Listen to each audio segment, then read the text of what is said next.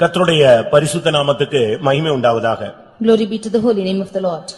ஒரு தேவனுடைய மனிதன் A man of God, ஒரு நடு வீதியிலே நின்று ஒரு ஜெபத்தை ஏறெடுக்கிறான். he is standing in the midway and is offering a prayer. இல்லாவிட்டால் ஒரு கிணற்றண்டையில் ஒரு அந்நிய ஊரிலே வந்து இடம் தெரியாத புரியாத ஒரு இடத்தில் நின்று ஒரு ஜெபத்தை ஏறெடுக்கிறான். He is standing in an alien city with where he doesn't know anybody there. Standing by a well, he is offering this prayer.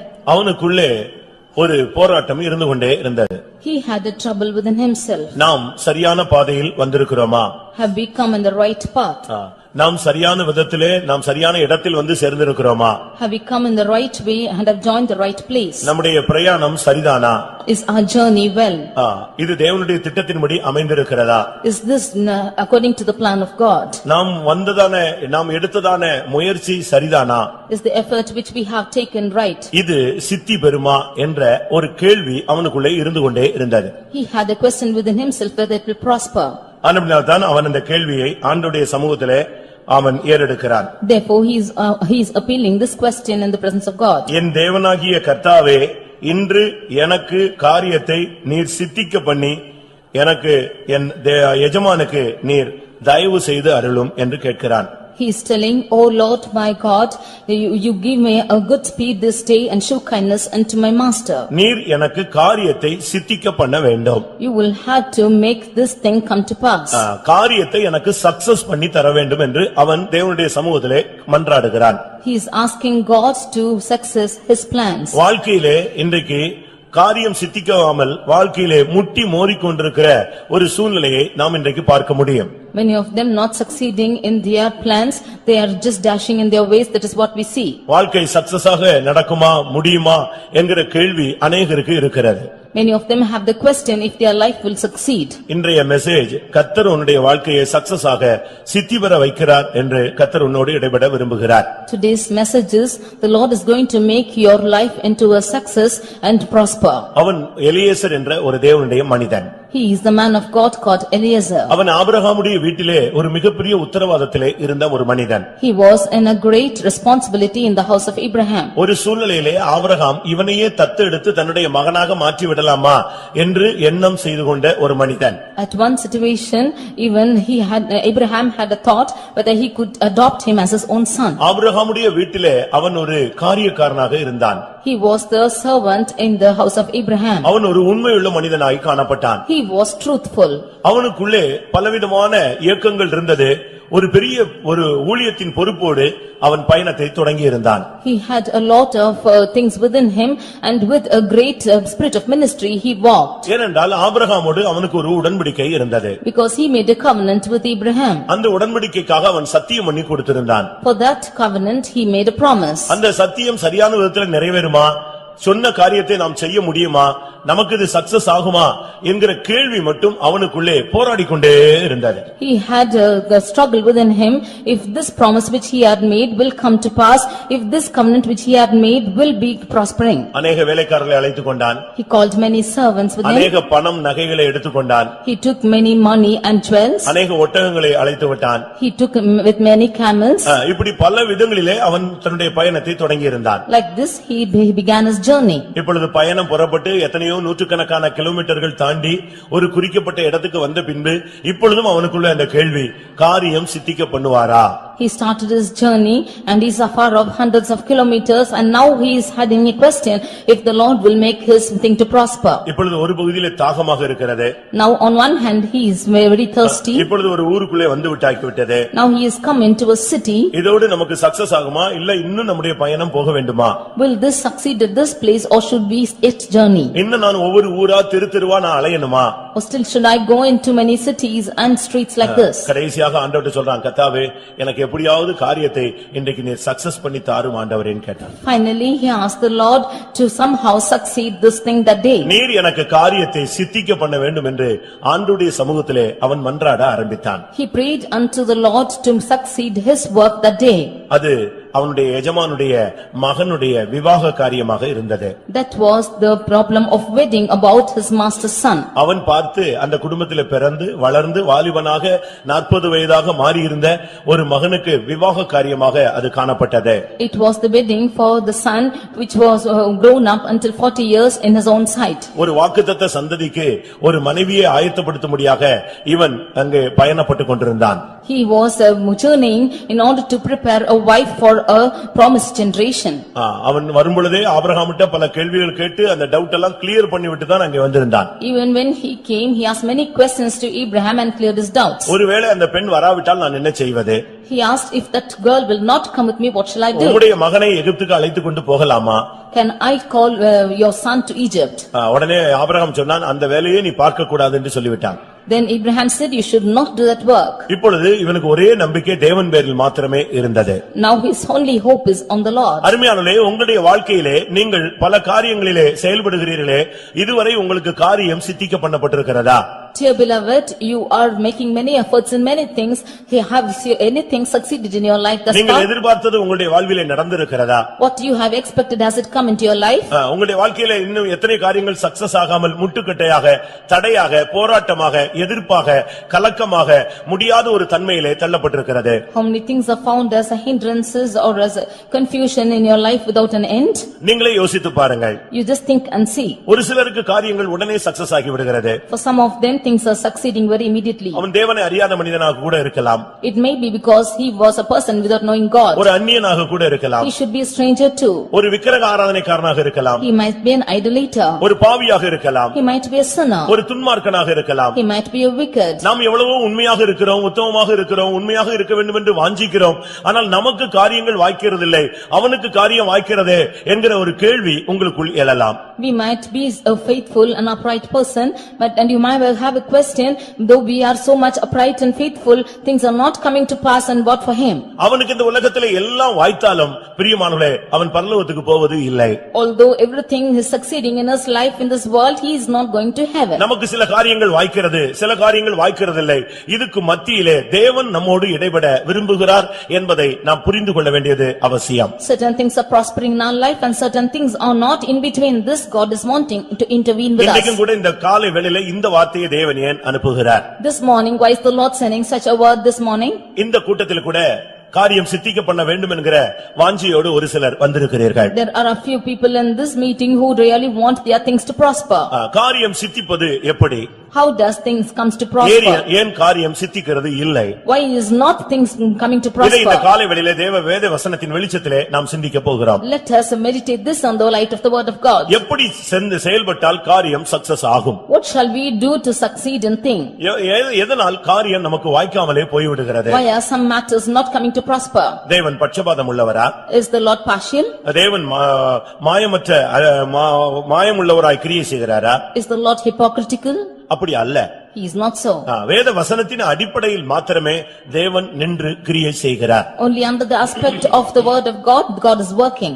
காரிய சித்தி என்பது தேவனுடைய கரத்தில் இருக்கிறது. Prosperity is in the hands of the Lord. நீதிமொழிகள் 16ஆம் அதிகாரம் 33ஆம் வசனத்தை நான் வாசிக்கும் பொழுது, Proverbs 16:33. நீதிமொழிகள் 16:33. Proverbs 14:33. சீட்டு மடியிலே போடப்படும் காரிய சித்தியோ கர்த்தரால் வரும். நீதிமொழிகள் 16:33 காரிய சித்தியோ கர்த்தரால் வரும் என்று சொல்லப்பட்டிருக்கிறது. We read in this verse that the disposing is of the Lord. வாழ்க்கையை ஜெயமாய் சித்தி பெற வைப்பது தேவன் ஒருவர் மாத்திரமே. That which is successful in a man's life is only the Lord. நீதிமொழிகள் 21:31 பார்க்கும் பொழுது ஜெயமோ கர்த்தரால் வரும் என்று சொல்லி இருக்கிறது. Proverbs 21:31 we see that the victory is of the Lord. ஜெயமும் காரிய சித்தியும் தேவனுடைய கரத்தில் இருக்கிறது. The prosperity and safety is in the hands of the Lord. எவ்வளவுதான் நாம் பலம் உள்ளவர்களாக இருந்தாலும், எவ்வளவுதான் நாம் பராக்கிரமம் உள்ளவர்களாக இருந்தாலும், தேவன் நம்முடைய பட்சத்தில் இருந்தால்தான் நமக்கு வாழ்க்கையிலே சக்சஸ் ஆகும். However powerful and valiant we are, only if the Lord is on our side, things will be on the safer side. நம்முடைய பலத்தினாலே ஒண்ணும் முடியாது. By our strength nothing is possible. நம்முடைய ஞானத்தினாலே ஒன்றுமே முடியாது. By our wisdom nothing is possible. தேவன் உன் பட்சத்தில் இருந்தால் உன்னுடைய காரியம் சித்தி பெறும். If the Lord is on your side, you will prosper. இந்த மனிதன் போய் ஒரு கிணற்றண்டையிலிருந்து ஜெபிக்கிறான். This man is going and praying beside a well. அவனுடைய ஜெபம் என்ன? What is his prayer? என் காரியத்தை கர்த்தாவே சித்திக்க பண்ணும். Lord, you should good speed my matter this day. எவ்வளவோ வெயில்ல நான் அலைந்து வந்து விட்டேன். I have been coming about in the sunshine. எவ்வளவோ தூரம் நான் பயணப்பட்டு விட்டேன். I have traveled afar. எத்தனையோ வனாந்தரங்களை நான் கடந்து விட்டேன். I have crossed many wilderness. இப்பொழுதுதான் ஒரு இடத்திலே நான் வந்து சேர்ந்திருக்கிறேன். And it is at this time that I have joined a place. மறுபடியும் என்னுடைய வாழ்விலே நான் அலைந்து திரிய விரும்பவில்லை. Again I should not go and roam about. அதனால தான் அந்த இடத்துல ஜெபிக்கிறான். கர்த்தாவே என் காரியத்தை நீர் சித்திக்க பண்ணும் ஆண்டவரே. That is why he is praying, God make good speed this day.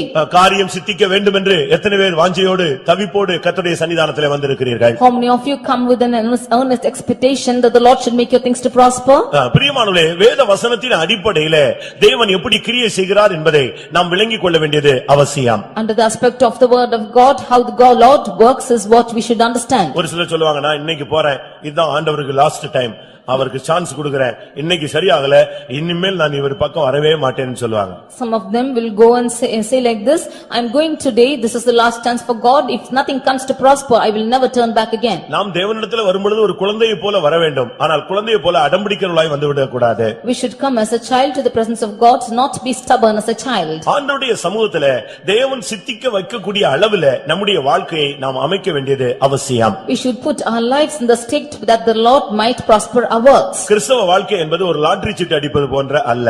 Christian life is not like a lottery. அது ஒரு லக்கி பிரைஸ் கொடுக்கிற அனுபவம் அல்ல.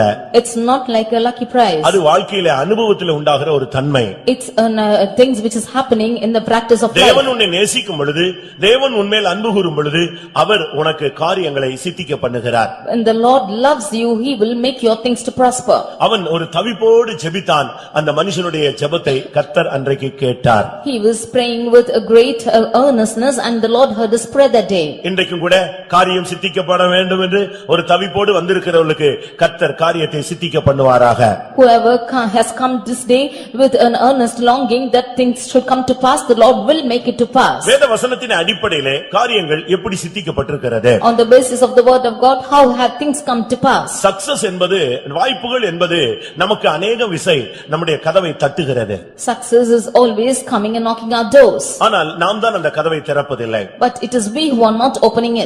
நீங்கள் ஆண்டவர் கதவை தட்டும் பொழுது நீ திறக்க வேண்டும். When the Lord knocks your door, you should open it. ஒரு நாள் மணவாட்டியினிடத்தில் வந்து அவர் கதவை தட்டினாள், ஆனால் அவளோ கதவை திறக்கவில்லை. One day he came and knocked the door of the bride, but she did not open it. அதுக்கு காரணம் அவளுடைய தூக்க மயக்கம். The reason for that was her slumber. அவளுடைய அசதியான தன்மை.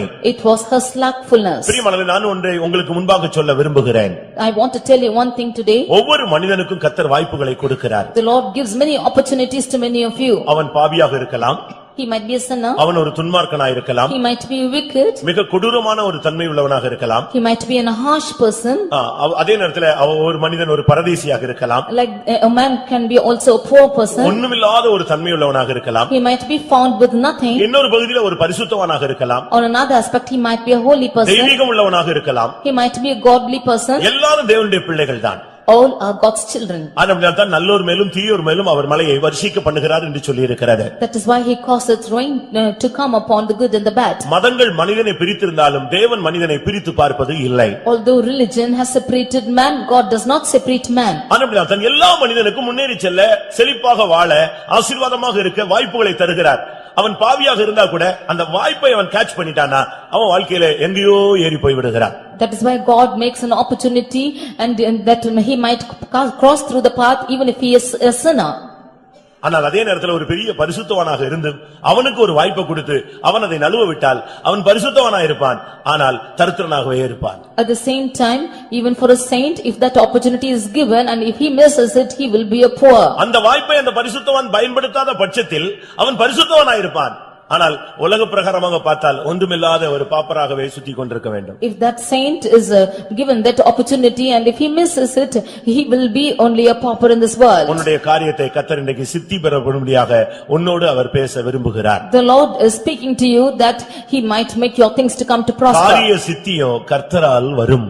Safety is of the Lord. வாழ்க்கையில தோற்று போனவர்கள் இந்த மெசேஜை கவனியுங்கள். Those who have been defeated in their life, you hearken to this message. தொழிலில் தோற்று போனவர்கள் சக்சஸ் பண்ண கர்த்தருடைய வார்த்தையை கவனியுங்கள். Those who have found failures in your business, you just look into the Lord for this safety. பல முயற்சிகள் எடுத்தும் வாழ்க்கையில சித்தி பெறாதவர்கள் தேவனுடைய வார்த்தையை கவனியுங்கள். Many of you with many efforts, having not prospered in your life, you hearken to the word of the Lord. ஊழியத்திலும் ஜீவியத்திலும் நீ தடுமாறிக் கொண்டிருந்தால் கர்த்தருடைய வார்த்தையை கவனிப்பாயாக. In your life and ministry, if you are stumbling, you hearken to the word of the Lord. அந்த எலியேசருடைய ஜெபத்தை கர்த்தர் உடனே வாய்க்க பண்ணி காரியத்தை சித்திக்க பண்ணி விட்டார். The Lord hearkened to the prayer of Eliezer and made that things to come to pass. அதுபோல கர்த்தர் இன்றைக்கு உன்னுடைய ஜெபத்தை கேட்டு உன்னுடைய காரியங்களை அவர் சித்திக்க பண்ண வல்லமை உள்ளவர். Even so, the Lord will make your matters to prosper this day and make your matters to come to pass. முதலாவது இது தேவனால் முடியுமா முடியாதான்னு நீ பரீட்சை பார்க்க கூடாது. Firstly, you should not test the Lord if it is possible with him or not. தேவனை 100% நீ விசுவாசிப்பாயாக. You should believe on the Lord 100%.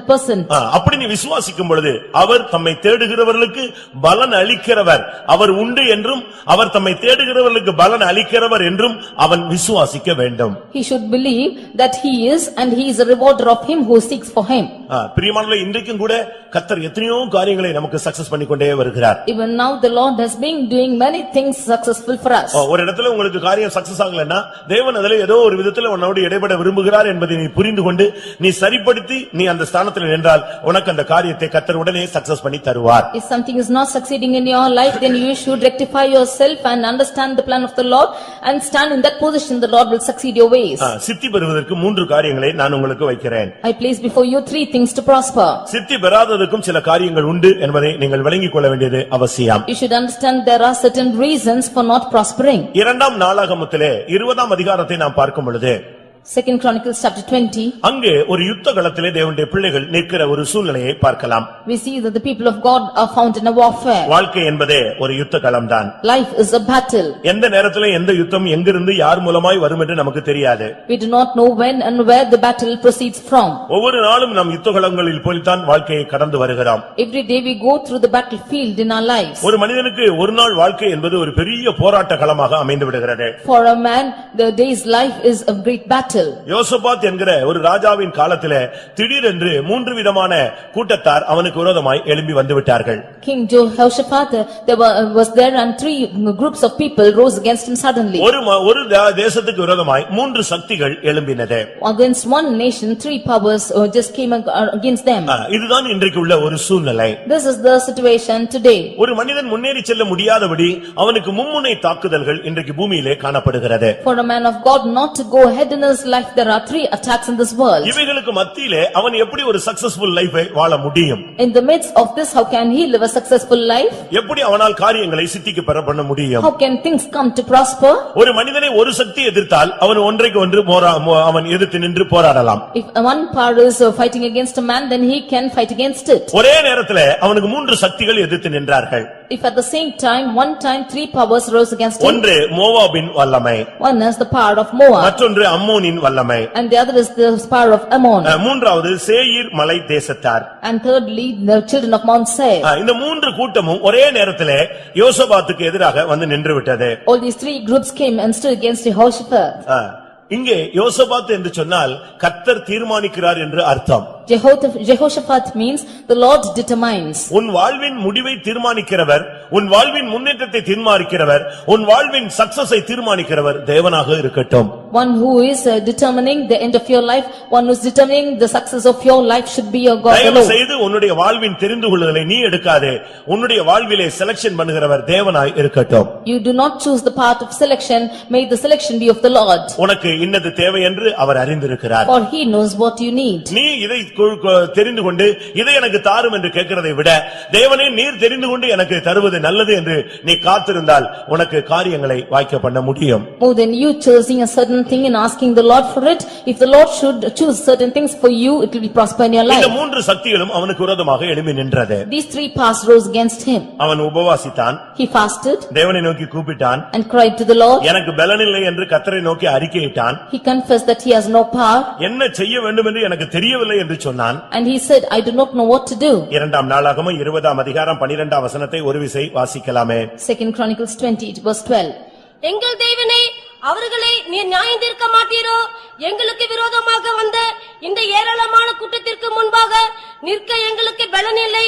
நாங்கள் செய்ய வேண்டியது என்னதென்று எங்களுக்கு தெரியவில்லை.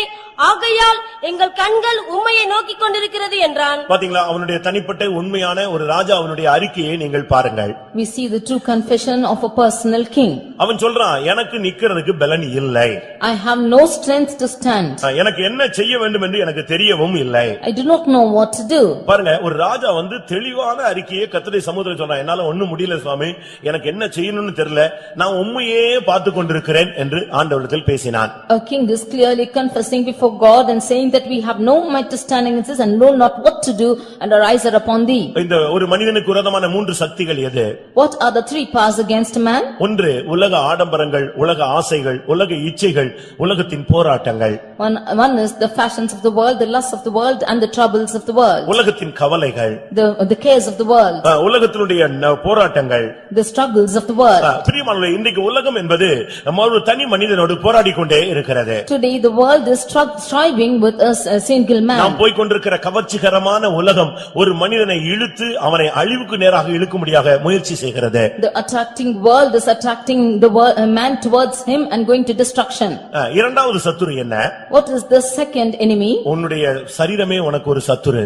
Your body is your enemy. உன்னுடைய மனதின் போராட்டத்தை உன்னால் ஜெயிக்க நீ முடியவில்லை. You are not able to overcome the struggle in your mind. இந்த மாம்சம் உனக்கு ஒரு பெரிய போராட்டத்தை உண்டு பண்ணி விடுகிறது. This flesh is causing a great trouble to you. உன்னையே உன்னால் கட்டுப்படுத்த முடியவில்லை. You are not able to control yourself. இப்படிப்பட்ட ஒரு பெரிய போராட்டம் அநேகருக்குள்ளே இருக்கிறது. Such a great struggle is found into many. அதனால் தான் சில பழக்க வழக்கங்களை, சில சிக்கல்களுக்குள்ளே சிக்கிக் கொண்டதிலிருந்து அவர்களால் அடிமைத்தனத்திலிருந்து வெளியே வர முடியாமல் தவிக்கிறார்கள். That is why some of them are caught into different habits and got into this bondages and not able to come out of it. இந்த மாம்சத்துக்கு அவன் கடனாளியாக மாறிவிடுகிறான். He is becoming a debt to this flesh. மூன்றாவது சத்துரு பிசாசு. Third enemy is the devil. பொல்லாத வல்லமைகள், It's evil powers. எதிர்க்கும் சக்திகள், The enemies which are empowering. எல்லா விதத்திலும் உன்னுடைய வாழ்க்கையை தடை செய்கிற சக்திகள். The powers which are defeating you in everything. இந்த ஒரே நேரத்தில் இந்த மும்முனை தாக்குதல்ல ஒரு மனிதன் என்றால் அவன் எப்படி செயல்பட முடியும்? When a man should stand in these three attacks at the same time, what will he do? இப்படி ஒரு யுத்தகளத்தில் நிற்கும் பொழுதுதான் அவன் தேவனை நோக்கி பார்த்தான். கர்த்தர் அவனோடு இடைபட ஆரம்பித்தார். When he is standing in such a battle, he looked unto the Lord and the Lord intervened with him. அவன் தன்னுடைய ஜனத்தை பார்த்து சொன்னான், நாம் சித்தி பெற வேண்டுமானால் நாம் என்ன செய்ய வேண்டும்? Looking unto his people, he said, what should we do to get the victory? 20ஆம் அதிகாரம் 2ஆம் நாளாகமம் 20ஆம் அதிகாரம் 20ஆம் வசனத்தை பார்க்கும் பொழுது அவன் சொல்லுகிறான், தீர்க்கதரிசிகளை நம்புங்கள், கர்த்தரை நம்புங்கள், அப்பொழுது நீங்கள் சித்தி பெறுவீர்கள். Second Chronicles 20:20 we see that he says, believe in the Lord your God and also the prophets and ye shall prosper. தேவனுடைய வார்த்தையை, தேவனுடைய மனிதர்களை நீங்கள் நம்புங்கள். You should believe on the word of the Lord and the people of God. தீர்க்கதரிசிகள் என்று சொன்னால் தேவனுடைய வார்த்தை உள்ளவர்கள். Prophets means those who have the word of God. தேவனுடைய பிள்ளைகளையும் தேவனுடைய பிள்ளைகளுடைய வாயிலிருந்து வருகிற வசனங்களையும் நீங்கள் நம்புங்கள். You should believe on the people of God and the words which come out of their mouth. அப்பொழுது நீங்கள் சித்தி பெறுவீர்கள், உங்களுக்கு காரியங்கள் வாய்க்கும். Then shall ye prosper. பிரியமானவர்களே, இன்றைக்கு எத்தனை பேர் தேவனுடைய வார்த்தையை நம்புகிறீர்கள்? Today how many of you believe on the word of God? தேவனுடைய வார்த்தை நீ போகிற பாதைக்கு விகற்பமாக காணப்படலாம். The word of God might seem to be strange to the path you are going through. உன்னுடைய அறிவுக்கு அப்பாற்பட்ட ஒரு ஆலோசனையாக காணப்படலாம். It might be a counsel against your thoughts. நீ ஒரு காரியத்தை நீ போராடி கொண்டிருப்பாய், தேவனிடத்திலிருந்து இன்னொரு வார்த்தை உன்னை நோக்கி வந்து கொண்டிருக்கும். You might be striving for one thing and the word of God will come in a different angle. ஆனால் நீ தேவனுடைய வார்த்தையை பரிபூர்ணமாய் நம்ப வேண்டும். But you should believe perfectly on the word of God. தேவனுடைய வார்த்தையை நீ நம்பு, கர்த்தரை நம்பு, அப்பொழுது நீ சித்தி பெறுவாய். You believe on the word of the Lord and on the Lord and you shall prosper. நான் ஒரு புக்கை படித்தேன். I read a book. அந்த புக்ல சொல்லப்பட்டிருந்தது, What was written there was, எல்லாரும் கோலியாத்தினுடைய உயரத்தையும் அவனுடைய சைஸையும் பார்த்து பயந்தார்களாம். all saw the height and the stature of Goliath and his size. எல்லாரும் அவனுடைய உருவத்தை கண்டு பயந்து போயிருந்தார்கள். They saw his figure and they were afraid. ஆனால் அந்த உருவத்தை கண்டு சந்தோஷப்பட்ட ஒரே ஆள் தாவீதான். But David was the only one who was happy looking at that stature. எல்லாருடைய வியூவும் அவன் இவ்வளவு பெரிய ஆளா இருக்கான், இவ்வளவு பெரிய வல்லமையுள்ள ஆளா இருக்கான், இவ்வளவு உயரமா இருக்கான், அவன் ஒரு அடி அடிச்சா நம்ம என்ன ஆகும், இப்படித்தான் எல்லாருடைய மைண்டும் ஓடிக்கொண்டே அவனுடைய வியூ எல்லாம் அப்படித்தான் இருந்தது. All the people's thoughts and their view was that he was so tall and he was like a giant and so tall he was. அதே கோலியாத்துக்கு முன்னாக தாவீதை கொண்டு போய் நிறுத்தின பொழுது இவனுடைய வியூ வித்தியாசமாக இருந்தது. But when David was placed before this same Goliath, his view was different. அவனுடைய வியூ எப்படி இருந்ததா? How was his view? கர்த்தாவே இவனை இவ்வளவு பெரிய ஆளா இருக்க வச்சிருந்தனால இவனுடைய நெத்தி பெருசா இருக்கு, நான் அடிக்கிறதுக்கு வாய்ப்பு இருக்குன்னு சொன்னானா. He said, God, I thank you for he is such a great person, his forehead is big and I can beat him easily. அவனும் ஒரு நார்மல் மனிதனா இருந்து ஒரு பராக்கிரமசாலியா இருந்தானா பாயிண்ட் பண்ணி அடிக்கிறது ரொம்ப கஷ்டம். ஆனா இவனை எனக்கு முன்னால கொண்டு வரும் பொழுது இவ்வளவு பெரிய ஆளா கொண்டு வந்திருக்கிறேன், அப்படியானா இவனுக்கு சராசரி மனுஷனுடைய நெற்றியை விட பெரிய நெற்றியா இருக்கு, எனக்கு பாயிண்ட் பண்ணி அடிக்கிறதுக்கு எனக்கு வாய்ப்பு இருக்குன்னு சொன்னானா. If he was a valiant man equal to me, then it would have been difficult for me to hit him, but now his forehead is big and therefore I can hit him easily. அவனுடைய view இந்த கவன் கல்லை கரெக்ட்டா அடிக்கணும், அதுக்கு கொஞ்சம் பெரிய இடம் தேவையாக இருந்தது. Now he wanted to hit him with the pebbles and for that he needed a bigger person.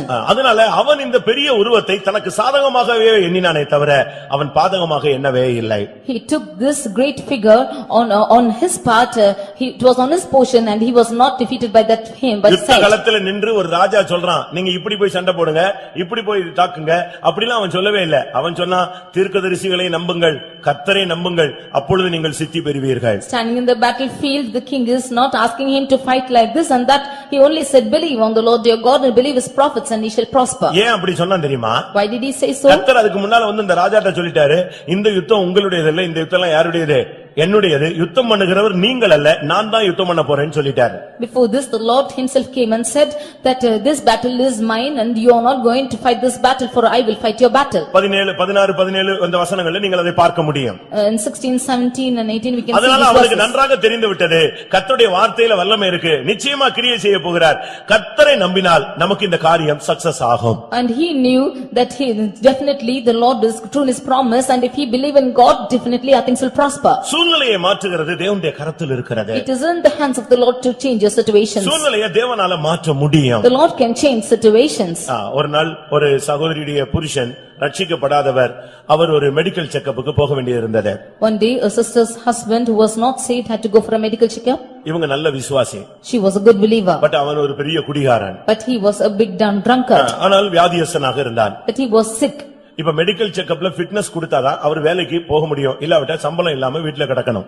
If the fitness was given in the medical certificate, he can go for work, otherwise he will be without earning. இப்ப வியாதி சுகமானது போல தென்படவே இல்லை. Now it does not seem that the sickness will be cured. அப்ப அந்த சகோதரி சொன்னாங்களே, பாஸ்டர்ட்ட போய் ஜெபிச்சிட்டு நீங்க மெடிக்கல் செக்கப் போங்க, எப்படியாவது உங்களுக்கு ஃபிட்னஸ் கிடைக்கும் அப்படினாங்க. Then that sister said, go pray to the pastor and go for medical fitness and you will be given fitness. இவர் சொன்னாரா, வியாதி சுகமாகாம பாஸ்டர்ட்ட ஜெபிச்சா அங்க fitness கொடுத்துறானா? Without my sickness being cured, if I go pray to the pastor, will there be fitness for me? நீங்க போங்க, கர்த்தர் ஏதாவது செய்வாருன்னு சொன்னாங்க. She said, you go, definitely God will do something. சரி, நீ ரொம்ப சொல்றாளேன்னு சொல்லிட்டு அவர் போய் சர்ச்சில் போய் இன்னாருடைய ஆளுன்னு சொல்லிட்டு ஜெபிச்சிட்டு மெடிக்கல் ஃபிட்னஸ் போனாரு. Because she was stressing more upon it, he went to the pastor, prayed and went for the medical checkup. இப்ப மெடிக்கல் செக்கப் போனா அது மிலிட்டரி மெடிக்கல் செக்கப். அங்க இருந்த ஒரு டாக்டர் பயங்கர ரஃப்பான ஒரு ஆள். It was a military medical checkup, then the doctor was very tough. அந்த டாக்டரை பார்த்த உடனே இவருக்கு ஜபான் நம்பிக்கை எல்லாமே தகர்ந்து குப்பையில போய் விழுந்து விட்டாரு. When he saw the doctor itself, all his prayer and hope all went to shatter. இந்த ஆள் நிச்சயமா நமக்கு ஃபிட்னஸ் கொடுக்க மாட்டான். Surely he will not give me fitness. நமக்கு ஃபிட்னஸ் கிடைக்காது, நமக்கு சம்பளமும் கிடைக்காது. I will not get fitness and neither my salary. இப்போ இவர் லைன்ல போயிட்டே இருக்காரு. Now he is going on his line. இவர் மனசுல பெரிய போராட்டம். There was a great struggle in his mind. இவர் போய் ஒரு 5 பேருக்கு கிட்ட போயிட்டு இருக்கும்போது அந்த டாக்டர் இன்னைக்கு முடியாது, நாளைக்கு பார்க்கலாம்னு நினைச்சு போயிட்டாங்க. When 5 of them were nearing him, the doctor said today it's impossible, tomorrow let's see. இன்னைக்கு வந்தவங்க முடிஞ்சவங்க நாளைக்கு வாங்கன்னு போயிட்டாங்க. He asked all the people who came today to come tomorrow. இன்னைக்கு அவருக்கு மெடிக்கல் ஃபிட்னஸ் வாங்க முடியல. Today he was not able to get that medical fitness. ஆனா ஒரு விதத்துல சந்தோஷம், நல்லவேளை இந்த ஆள்கிட்ட சிக்காம வந்துட்டோம் நம்ம. He was one way satisfied that he is not caught with that person. அடுத்த நாள் பார்த்தா இந்த டாக்டர்ல ரொம்ப சாஃப்ட் நேச்சர்ல ஒரு டாக்டர் உள்ள உட்கார்ந்தாங்க. Next day a doctor who was very soft natured sat there. இவர் நேரா உள்ள போய் செக்அப் பண்ணாங்க. He went straight in for checkup. அந்த டாக்டர் செக்அப் பண்ணிட்டு சொன்னாரா, The doctor checked him and said, medical advice படி நான் என்ன செய்ய கூடாது, ஃபிட்னஸ் கூடாது, கொடுக்க முடியாது. according to medical checkup, I cannot give you fitness. ஆனா உங்களுடைய நிலவரத்தை பார்த்து சம்பளம் இல்லாம கஷ்டப்பட்டுட்டு இருக்கீங்களேன்னு வேணா நான் உங்களுக்கு ஃபிட்னஸ் இப்ப கொடுக்கறேன் அப்படின்னு சொல்லிட்டு ஃபிட்னஸ் கொடுத்து விட்டார். But looking at your state, I will give you fitness because you are without salary, and he gave fitness. இவருக்கு பயங்கர சந்தோஷம். He was with joy. அப்ப முதல்ல சொல்லிட்டு வந்திருக்காரு வீட்ல ஃபிட்னஸ் கிடைச்சா நான் குடிக்க மாட்டேன்னு சொல்லிட்டு. Firstly, he promised in his house that he will not drink anymore if he get fitness. இப்ப ஃபிட்னஸ் கிடைச்சிச்சு, பயங்கர சந்தோஷம். Now that he got the fitness, he was more happy. இப்ப டியூட்டி ஜாயின் பண்ணனும். Now he has to join back duty. இப்ப fitness கிடைச்ச உடனே சந்தோஷம் கூடி போய் பின்மாற்றம் அதிகமாகி மறுபடியும் குடிக்க ஆரம்பிச்சிட்டாரு. Now when he got that fitness, more of backsliding came into him and began to drink more. எப்படி இருக்கும் பாருங்க. See how it will be. Fitness கிடைச்சா ஜாப் கிடைச்சா சம்பளம். இவருக்கு ஃபிட்னஸ் கிடைச்சிருச்சு, எல்லாம் கிடைச்சிருச்சு, இப்ப ஜாபும் கிடைச்சிருச்சு. திடீர்னு பாத்தீங்கன்னா ஒரு ஜீவோ வந்துச்சு, எத்தனாம் தேதி வரைக்கும் ஃபிட்னஸ் வாங்கினவங்க எல்லாம் மறுபடி செக்அப் பண்ண வேண்டும். So, he was with great joy that he got the fitness and job and went back again to drinking. Suddenly a geo came that all those who were checked up that day had to come back again for checkup. இப்ப அவருக்கு திரும்பவும் பயம் வந்துருச்சு. Now again he started to fear. ஐயோ நம்ம தப்பு பண்ணிட்டோம், ஆண்டவருக்கு துரோகம் பண்ணிட்டோம், இப்ப எப்படி மறுபடியும் ஃபிட்னஸ் பண்ணணும்னா அந்த பழைய டாக்டர் வந்துருவான். We have done something wrong to the Lord, and therefore if I have to go back for checkup, again that old doctor will come. அப்ப இந்த சிஸ்டர் சொன்னாங்களா, கர்த்தர் மன்னிப்பாரு, இனிமேலாவது ஒரு நல்ல தீர்மானம் எடுங்க, திருப்பியும் போய் சர்ச்சில் ஜெபம் பண்ணிட்டு நீங்க மெடிக்கல் ஃபிட்னஸ் போங்கன்னு சொன்னாங்க. Now the sister said the Lord will definitely forgive you. You again go pray to the pastor and go for medical checkup. இவருக்கு வெக்கமா இருந்துச்சா, இல்ல நான் குடிக்க மாட்டேன்னு சொல்லிட்டு அந்த பாஸ்டர்ட்ட போய் சொல்லி அவர் நல்லா ஜெபிச்சு எனக்கு ஃபிட்னஸ் எல்லாம் கிடைச்சது, நான் மறுபடியும் குடிச்சதுனால இப்ப திருப்பியும் தண்டனை மாதிரி வந்துருச்சு, நான் ஒரு பாஸ்டர் முகத்தை எப்படி போய் பாக்குறதுன்னு சொன்னாங்க. He was ashamed because he made a decision that he will not drink after he got the fitness, and now that he started to drink, he was ashamed to see the pastor. அப்போ அந்த Mrs சொல்லி இல்ல ஆண்டவர் மன்னிக்கிறாரு நம்புறீங்களா, அப்ப பாஸ்டரும் மன்னிப்பாரு, உங்க நிலவரம் தெரியும், நீங்க மறுபடியும் போய் ஒரு ஜெபம் பண்ணிட்டு போங்க, எப்படியானாலும் உங்களுக்கு ஃபிட்னஸ் கிடைக்கும்னு சொன்னாங்க. And that wife said the Lord will surely forgive, even so the pastor will forgive, and if you go and pray then definitely you will get the fitness again. வேற வழி இல்ல. He had no other go. ஆண்டவர் கால்ல விழுந்தாதான் வழி. If only he should fall at the feet of God, it is possible. அந்த சகோதரன் என்ன பண்ணா, மறுபடியும் தாழ்த்தி நான் இனிமே குடிக்க மாட்டேன் பாஸ்டர், தப்பு பண்ணிட்டேன், நான் இன்னையோட விட்டுறேன், எனக்காக ஒரு பிரேயர் பண்ணுங்கன்னு வந்து ஜெபிச்சிட்டு போனாரு. He again humbled himself and told the pastor that he will never more drink again, from today I will leave drinking, and he prayed and went. ஜெபிச்சிட்டு போய் பஸ் ஸ்டாண்ட்ல நிக்கிறாரு. பஸ் ஏறி இப்ப எங்க போனோம், மிலிட்டரி ஹாஸ்பிடலுக்கு போய் சேரணும். He went and stood in the bus stand to take the bus to military hospital. அவர் தனியா நின்னுட்டு இருக்கிறார். He was standing alone. திடீர்னு கூட வேலை பார்க்கிற ஒருத்தர் வந்தார். Suddenly a person who was working with him came. எங்க போறீங்கன்னு கேட்டார். He asked him, where you are going to? எனக்கு அந்த மெடிக்கல் ஃபிட்னஸ் ஃபெயிலியர்னு சொல்லிட்டாங்க இல்லையா, அதனால மறுபடியும் மெடிக்கல் ஃபிட்னஸ்க்காக நான் போயிட்டு இருக்கேன்னு சொன்னார். They told that medical fitness is a failure to me, therefore I am going back for medical fitness. அந்த சகோதரன் சொன்னாரா, உனக்கு தெரியாதா பழைய மெடிக்கல் ஃபிட்னஸே ஓகேன்னு சொல்லி இப்ப ஆர்டர் வந்துருச்சுன்னு சொன்னாரா. That brother said, do you not know this, that old medical checkup was enough? அதாவது காரியங்களை சக்சஸ் பண்றது தேவனுடைய கையில இருக்குங்கிறத உங்களுக்கு சொல்லுகிறேன். I tell you that the things to make it prosperous in the hands of the Lord. காரியத்தை மாறுதலாய் தேவனால் மாற்ற முடியும். The Lord can make things contrary too. நீ மட்டும் சரியாக இருந்தால். If you are right. உன் வாழ்க்கையை கரெக்ட்டா நீ அர்ப்பணித்தால் கர்த்தர் உனக்காக காரியங்களை வாய்க்க பண்ணுவார். If you should dedicate your life rightly, then the Lord will make your things to prosper. அதுதான் நம்முடைய தேவனுடைய speciality. That is the speciality of our Lord. இந்த ஜனங்கள் கர்த்தரை மாத்திரம் நம்பி கர்த்தர்ட்ட சொல்லிட்டு அந்த யுத்தகளத்துல வந்து நின்ற பொழுது இந்த மூன்று சத்துருக்களையும் கர்த்தர் சிதறடிக்க ஆரம்பித்தார். These people trusted in the Lord and gave themselves into the hands of the Lord and stood in the battle. The Lord shattered all the three powers. உனக்கு விரோதமாக நிற்கிற உலகம், மாமிசம், பிசாசை நீ ஜெயிக்க வேண்டிய அவசியம் ஒரு நிலைக்கு நீ தள்ளப்பட்டிருக்கிறாய். You are set in a state that you might work against the powers which are working against you, the world, the flesh and Satan. ஒரே நேரத்தில் இந்த மூன்று வல்லமைகளை எதிர்க்க உனக்கு பலன் இல்லை என்பது கர்த்தருக்கு தெரியும். The Lord knows that you have no power to resist all these three powers at the same time. ஆனால் நீ தேவனுடைய வார்த்தையை நம்பி, கர்த்தரை நம்பி, கர்த்தருடைய மனிதர்களை நம்பி, கர்த்தருடைய வசனங்களை நீ நம்பி, உபதேசத்தை நம்பி, இந்த சபையை நீ நம்பினால் உன்னுடைய வாழ்க்கையிலே கர்த்தர் உனக்கு சித்தி பெற வைக்க அவருக்கு வல்லமை உண்டு. If you believe on the word of the Lord, if you believe in the people of God, if you believe in his word and the church and the congregation, then the Lord will definitely make your things to come to prosper. யுத்த களத்தில் அந்த ராஜா சொன்னான், எல்லாரும் பாடி துதியுங்கள். எல்லாரும் யுத்தத்தை ஆயத்தப்படுத்துங்கன்னு சொல்லல, ஆயுதங்களை ஆயத்தப்படுத்துங்கன்னு சொல்லல. அவன் சொன்னான், கர்த்தரை துதியுங்கள், கர்த்தர் நமக்கு சூழ்நிலைகளை மாற பண்ணுவார். In that battlefield the king did not ask them to go on war, but he said, you all praise and sing in the name of the Lord, and the Lord will make the things to come to pass. யுத்த களத்தில் நின்னு எல்லாரும் பாடி துதித்து ஆட ஆரம்பிச்சிட்டாங்க. கர்த்தர் அதுக்குள்ள யுத்தத்தை தொடங்கி சத்துருக்களை மடங்கடிக்க ஆரம்பித்து விட்டார். In that battlefield they all began to sing and praise God, and the Lord began to shatter their enemies. கர்த்தர் உன்னோடு பேசின வார்த்தையை நம்புகிறாயா? Do you believe on the word that the Lord spoke to you? உனக்கு கொடுத்த வாக்குத்தத்தங்களை நீ நம்புகிறாயா? Do you believe in the promises which he has given to உனக்கு you? கொடுத்த தரிசனங்களை நீ நம்புகிறாயா? Do you believe in the visions which the Lord has given to you? உனக்கு கொடுத்த ஜெயத்தை நீ நம்புகிறாயா? Do you believe on the victory which the Lord has given you? உனக்கு செய்வேன் என்று சொன்ன காரியத்தை கர்த்தர் சித்திக்க பண்ணுவார் என்று நீ நம்புகிறாயா? Do you believe that the Lord will make your things to prosper which he had commanded that he will கர்த்தரை do? நம்பு, நீ அப்பொழுது சித்தி பெறுவாய். You believe on the Lord and he shall prosper. கர்த்தருடைய பரிசுத்த நாமத்துக்கு மகிமை உண்டாவதாக. Glory be to the holy name of the Lord. ஆதியாகமம் 39ஆம் அதிகாரத்திலே ஒரு மனிதன் காரிய சித்தி உள்ளவனாய் இருந்தான். Genesis 39 we see that a man who was prospering in his works. 2-3 வசனங்களை நாம் பார்க்கும் பொழுது Verses 2 and 3. கர்த்தர் யோசேப்போடே இருந்தார். அவன் காரிய சித்தி உள்ளவனானான். அவன் எகிப்தியனாகிய தன் எஜமானுடைய வீட்டிலே இருந்தான். கர்த்தர் அவனோடு இருக்கிறார் என்றும் அவன் செய்கிற யாவையும் கர்த்தர் வாய்க்க பண்ணுகிறார் என்றும் அவன் எஜமான் கண்டு. கர்த்தருடைய பரிசுத்த நாமத்துக்கு மகிமை உண்டாவதாக. Glory be to the holy name of the Lord. ஒரு வாலிபன் அவன் காரிய சித்தி உள்ளவனாய் காணப்பட்டான். A young man was prosperous. அவன் தான் யோசேப்பு. He is Joseph. அவனுடைய ஜீவியத்திலே காரிய சித்தி உள்ளவராக தேவன் வெளிப்பட்டு கொண்டே வந்தார். In his life the Lord had revealed that he was prospering him. என்ன செஞ்சாலும் success. Whatever he does was prospering. முதலாம் சங்கீதம் என்ன சொல்லுகிறது? What does Psalm 1 say? இரவும் பகலும் வேதத்திலே தியானமாய் இருக்கிற மனுஷன் பாக்கியவான், அவன் செய்வதெல்லாம் வாய்க்கும். Blessed is the man who meditates on his word day and night, and whatsoever he do it shall உன்னுடைய prosper. காரியங்களை கர்த்தர் வாய்க்க பண்ண வேண்டுமானால் நீ ஒரு யோசேப்பாய் உன்னுடைய வாழ்க்கையை அமைக்க வேண்டும். If the Lord should make all your things to come to prosper, then you should make your life like Joseph. பாவத்துக்கு விலகி ஓடின ஒரு மனிதன். He was the one fleeing from sin. பாவத்தோடு காம்ப்ரமைஸ் பண்ணாமல் எதிர்த்து நின்ற ஒரு மனிதன். He who did not compromise with sin but resisted it. பாவம் செய்தால் ஒரு மேன்மையான இடம், பாவம் செய்யாவிட்டால் சிறைச்சாலை என்ற கட்டத்தில் அவன் நின்று கொண்டிருந்தான். If he commits sin, then he will be exalted.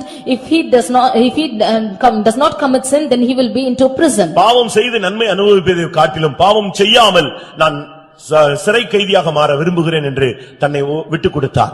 He gave himself and said, doing sin, going to a higher place is not good than not committing sin, going to prison is better than that. பிரியமானவர்களே, இந்த உலகத்திலே நாம் ஒரு சின்ன தவறு செய்தால் உலகத்திலே பிரகாரமான ஆசீர்வாதங்கள் நன்மைகள் நம்மை வந்து கிடைக்கும். If we do something wrong in this world, then we will be blessed with worldly blessings in this world. ஆனால் அதே தவறை நாம் செய்யாமல் இருக்கும் பொழுது இந்த உலகத்திலே குற்றச்சாட்டுகளும் குறைவுகளும் தாழ்வான ஒரு அனுபவங்களும் நமக்கு இந்த உலகத்திலே கிடைக்கலாம். But when we are not doing such a thing, then we will be accused in this world and be cast to a polo of the நாம் state. இந்த உலக உயர்வுக்காக காத்திருக்கிறவர்கள் அல்ல, சிங்காசனத்துக்காக காத்திருக்கிற ஜனங்கள். We are not waiting for the glory of this world, but waiting for the throne of God. ஆனால் அந்த எகிப்திய தேசத்திலே காரிய சித்தி உள்ளவனாக இந்த யோசேப்பை தேவன் வைத்திருந்தார். But in that land of Egypt, the Lord had kept Joseph as a prosperous man. உன்னுடைய வாழ்க்கையில நீ செய்வதெல்லாம் வாய்க்க வேண்டுமானால் நீ பாவத்தோடு எதிர்த்து ஜெயிக்கக்கூடிய ஒரு மனிதனாய் நீ மாற வேண்டும். If all what you should do should prosper in your life, then you should be the one resisting sin.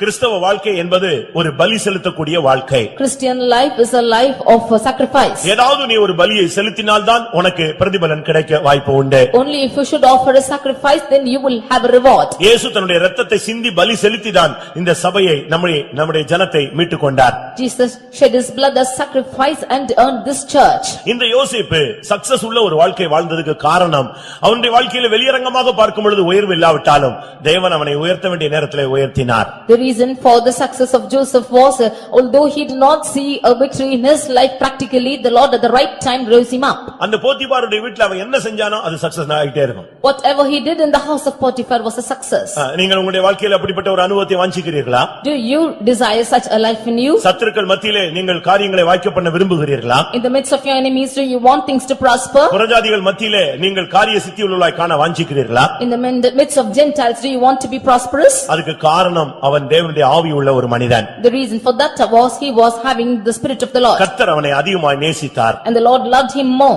அவனுக்குள்ளே தரிசனம் இருந்தது. He had the vision. அவனுக்குள்ளே வெளிச்சத்தின் ஆவி இருந்தது. He had the spirit of light. அவனுக்கு பல வாக்குத்தத்தங்கள் இருந்தது. He had many promises. தேவனுடைய திட்டத்தை புரிந்து கொண்டு அந்த வாழ்க்கைக்கு வாழ்க்கைக்காக தன்னை அர்ப்பணித்தான். He understood the plan of God and yielded himself to that life. என்ன நடந்தாலும் கர்த்தர் அனுமதியாமல் நமக்கு நடக்காது என்ற தீர்மானம் அவனுக்கு இருந்தது. He had a good decision that without God nothing will prosper in his life. அப்படி எனக்கு ஒன்று நடந்தால் அது நன்மைக்கு எதுவாக நடக்கும் என்பதை விசுவாசித்தான். If anything happens like that, it will be for good, he believed. தகப்பனை பார்க்க முடியவில்லை, He could not see his father, தாய்களை பார்க்க முடியவில்லை, could not see his mother, தன்னுடைய சகோதரர்களை பார்க்க முடியவில்லை, could not see his brethren, தன் நியாயத்தை எடுத்துச் சொல்ல முடியவில்லை, could not maintain his law. தான் குற்றவாளி இல்லை என்பதை நிரூபிக்க முடியவில்லை. He could not see that he was not accused. வாழ வேண்டிய வயதிலே சிறைச்சாலையிலே தான் துன்பங்களை அனுபவித்தான். He who had to live was suffering in the prison. இப்படித்தான் அவனுடைய வாழ்க்கையின் நிர்பந்தமான நிலவரம் போய்க் கொண்டிருந்தது. That is how his pathetic state was going on. அவனுக்காக பரிந்து பேச ஆள் கிடையாது. There was nobody to intercede for him. அவனுக்காக ஒத்தாசை கொடுக்க ஆள் கிடையாது. There was nobody to give render help. அவன் நல்லவன் என்று சுட்டிக்காட்ட சாட்சி சொல்ல ஆள் கிடையாது. There is nobody to testify that he was good. அப்படிப்பட்ட பாதையிலே போகும் பொழுதும் கர்த்தர் அவனுக்கு அவர் சக்சஸ் பண்ணி கொடுத்தார். Although he walked through such a path, the Lord succeeded in his ways. பிரியமானவர்களே, உங்களுடைய வாழ்க்கையிலே நீங்கள் சித்தி பெற வேண்டுமானால் நீங்கள் யோசேப்பாய் உங்களை மாற்றிக்கொள்ள வேண்டும். Dear beloved, if you have to prosper in your life, you should become like Joseph. எப்படியும் வாழலாம் என்று நீ நினைத்து விடக்கூடாது. இப்படித்தான் வாழ வேண்டும் என்கிற ஒரு விதிமுறைக்குள்ளே வேத வசனத்தின் அந்த கட்டுக்குள்ளே நீ நிற்க வேண்டியது அவசியம். Do not think you can live however you want, but you should live within the lines of the word of God. ஒன்று யுத்தகளத்தில் நின்ற அந்த யோசபாத் சித்தி பெற்றான். One Jehoshaphat who stood in the battlefield was succeeded. கர்த்தரை நம்பினான். He believed on the Lord. இரண்டாவது யோசேப்பு. Secondly, Joseph. முதல் மனிதன் கர்த்தரை நம்பினவன், இரண்டாவது மனிதனோடு கர்த்தர் கூடயே இருந்தார். First man believed in the Lord, and for the second man the Lord was with him. யோசேப்போடு கர்த்தர் கூட இருந்தார், ஆனபடியால் அவன் காரிய சித்தி உள்ளவனாய் இருந்தான். The Lord was with Joseph and he was a prosperous man. ஒன்று நீ கர்த்தரை நம்புவது, இரண்டாவது கர்த்தர் உன்னோடு கூட இருப்பது. One thing is you believe on the Lord, and secondly the Lord is with you. மூன்றாவதாக Thirdly, இரண்டாம் நாளாகமும் 31ஆம் அதிகாரத்தை பார்க்கும் பொழுது, Second Chronicles chapter 31, அங்கே 21ஆம் வசனத்திலே verse 21. அங்கே எசேக்கியாவுடைய வாழ்க்கை சொல்லப்பட்டிருக்கிறது. We see the life of Hezekiah prescribed. அவனுக்கு கர்த்தர் எல்லா காரியங்களிலும் சித்தி பெற வைத்தார். The Lord made all things to prosper in his life. இரண்டாம் நாளாகமும் 31ஆம் அதிகாரம் 20, 21 வசனங்கள் வாசிப்போம். Second Chronicles 31, 20 and 21. இந்த பிரகாரமாக எசேக்கியா யூதாவெங்கும் நடப்பித்து தன் தேவனாகிய கர்த்தருக்கு முன்பாக நன்மையும் செம்மையும் உண்மையுமானதை செய்தான். அவன் தேவனுடைய ஆலயத்தின் வேலையிலும் தன் தேவனை தேடும்படிக்கு நியாயப்பிரமாணத்திற்கும் கற்பனைக்கும் அடுத்த காரியத்திலும் என்ன செய்ய தொடங்கினானோ அதையெல்லாம் தன் முழு இருதயத்தோடும் செய்து சித்தி பெற்றான். அவனுடைய வாழ்க்கையிலே அவன் சித்தி பெற்றான் என்று சொல்லி இருக்கிறது. We see that he prospered in his life. அது அவனுடைய அர்த்தம் என்ன? அவனுடைய வாழ்க்கையிலே அவன் என்னென்ன செய்தானோ அதெல்லாம் சக்சஸ் ஆயிட்டே வந்தது. In his life, whatever he did prospered. அது ஒரு ராஜாவுடைய வாழ்க்கையாக இருந்தது. It is the life of a king. அவன் கர்த்தருக்கு முன்பாக நன்மையும் உண்மையும் செம்மையுமானதை அவன் செய்தான். He did everything good, right and truth before the Lord. ஒன்று நீ கர்த்தரை நம்புவது, One thing is you believing on the Lord. இரண்டாவது கர்த்தர் உன்னோடு கூட இருப்பது, Secondly, the Lord is with you. மூன்றாவது உன்னுடைய வாழ்க்கையை கர்த்தருக்கு முன்பாக நீ அமைத்துக் கொள்வது. Thirdly, you setting your life before the Lord. கர்த்தருக்கு முன்பாக உன்னுடைய வாழ்க்கையை வைக்கும் பொழுது உன்னுடைய வாழ்க்கையில எல்லாமே சக்சஸ் ஆகிறது. When you place your life before the Lord, then everything is prospering in your life. அவன் கர்த்தருக்கு கற்பனைகளுக்கு அடுத்த காரியத்தில் என்ன செய்ய தொடங்கினானோ அதையெல்லாம் முழு இருதயத்தோடு செய்தான். Whatever he did according to the law for the God, then he did everything of his own heart. நீ ஒரு வேலை செஞ்சா கூட அந்த வேலையை நீ முழு இருதயத்தோடு செய்யணும். You should do a work with all your heart. நீ ஒரு மெக்கானிக் வேலை பாக்குறீங்கன்னு வெச்சுக்கோங்களேன். May it be your mechanical work, இல்ல நீங்க படிக்கிறவங்கன்னு நீங்க வெச்சுக்கோங்களேன். or whether you are studying, இல்ல நீங்க ஒரு கம்பெனில வேலை செய்றவங்கன்னு or வெச்சுக்கோங்களேன். whether you are working in a company, இல்ல ஒரு கல்லூரியிலயோ ஒரு ஸ்கூல்லயோ நீங்க வேலை பாக்குறீங்கன்னு வெச்சுக்கோங்களேன். or you are working in a school or a college. அந்த வேலையை நீ முழு இருதயத்தோடு செய்யணும். You should do that work with all your heart. அது நீங்க அந்த விஷயத்துல நீங்க கர்த்தர் உங்களை பாத்துக்கிட்டே இருப்பார். The Lord will examine you in this matter. ஒருவேளை நீங்க அது கர்த்தருடைய வேலை இல்ல, சம்பளத்துக்கு தானே வேலை பாக்குறோம் அப்படின்னு நினைக்கலாம். அப்படி அல்ல. நீ அந்த காரியத்துல கூட உன்னுடைய வாழ்க்கையில நீ சக்சஸ் ஆகணும், அந்த ஃபீல்டுல நீ டாப்புக்கு வரணும்னா நீ முழு இருதயத்தோடு நீ அதை செய்யணும். You might think that it is only for salary that you are working, it's not the work of the Lord. If you should prosper in that job, then you should do it with all your heart. ஒரு சிலர் எல்லாம் மணி அடிச்ச உடனே போய்டுவாங்க. Some of them, when the bell rings, they will go. ஒரு சிலர் அப்படி எல்லாம் இருந்து அந்த வேலையை செஞ்சுட்டு போவாங்க. Some of them, it's not so, they will sit and finish the work and எல்லாரும் go. போயிட்டாங்களே, நீங்க ஏன் இருக்கீங்கன்னு கேட்டா அவங்க சொல்லுவாங்க, வாங்கின சம்பளத்துக்கு என்ன செய்யணும், நான் வேலை செய்ய வாஞ்சிக்கிறேன்னு சொல்லுவாங்க. If we ask them, all have gone, why didn't you go? For the salary I get, I should do all this work and கிறிஸ்தவ finish. வாழ்க்கை என்பது கையெழுத்து விட்டு போட்டு போகக்கூடிய வாழ்க்கை அல்ல. முழு இருதயத்தோடு நீ அந்த வேலையை செய்ய வேண்டும். Christian life is not applying your signatures and going, but with all your heart you should do that work. நீ இந்த சர்ச்சிலேயோ இல்லாவிட்டா வெளியவோ உன்னுடைய குடும்ப காரியத்திலேயோ எங்க நீ எதை செஞ்சாலும் முழு இருதயத்தோடு செய். May it be in the church or outside or in your families, whatever you do, you should do with all your heart. நான் திரும்பவும் சொல்லுகிறேன். Again I repeat. நீங்க ஒரு உலக பிரகாரமான ஒரு வேலையில இருந்தாலும் நீங்க அங்க முழு இருதயத்தோடு இருந்தாதான் கர்த்தர் அந்த இடத்துல உங்களை கனம் பண்ணுவார். Even if you are in a worldly work, if you should be there with all your heart, the Lord will honor you.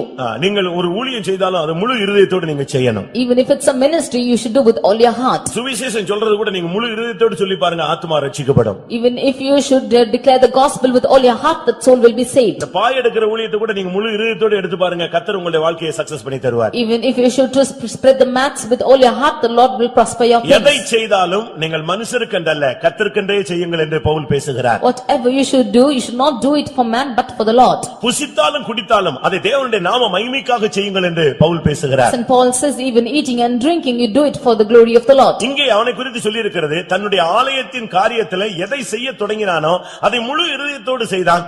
அப்படினால் கர்த்தர் அவனை சித்தி பெற வைத்தார். Here about him it is said that he began in the service of the house of the Lord and in the Lord with all his heart, and the Lord made him to prosper. ஒன்று, அவன் தேவனுடைய ஆலயத்தின் வேலையிலே முழு இருதயத்தோடு ஈடுபட்டான். Firstly, he was interceding with all his heart in the work of the Lord. இரண்டாவது, தன் தேவனை தேடும் விஷயத்திலே முழு இருதயத்தோடு அவன் செயல்பட்டான். Secondly, in seeking the Lord, he sought with all his heart. அப்படினால் எசேக்கியாவின் பட்சத்திலே கர்த்தருக்கு ஒரு கரிசனை இருந்து கொண்டே இருந்தது. Therefore, the Lord had the mercy towards the part of Hezekiah. அவன் என்ன செஞ்சாலும் கர்த்தர் அவனுக்கு எல்லா காரியங்களையும் மேன்மைப்படுத்திக் கொண்டே வந்தார். The Lord had been honoring him in everything he did. மற்ற ராஜாக்களை காட்டிலும் தேவன் அவன் மேல் மிகவும் பட்சமாக இருந்தார். More than all the other kings, the Lord was very partial ஒரு towards பகுதியில் him. அவனுக்கு சில தோல்விகள் ஏற்பட்டாலும் கூட Although he had failures on one hand, கர்த்தர் அவனுடைய லைஃப்ல ரொம்ப அதிகமாக இடைப்பட்ட ஒரு தேவனாக இருந்தார். it was God who intervened much with him in his life. யாரையாவது சாகும் பொழுது நான் உன்னை சேர்க்க போகிறேன், நீ உன்னை ஆயத்தப்படுத்திக் கொள்ளு யாருக்காவது சொல்லியிருக்காரா?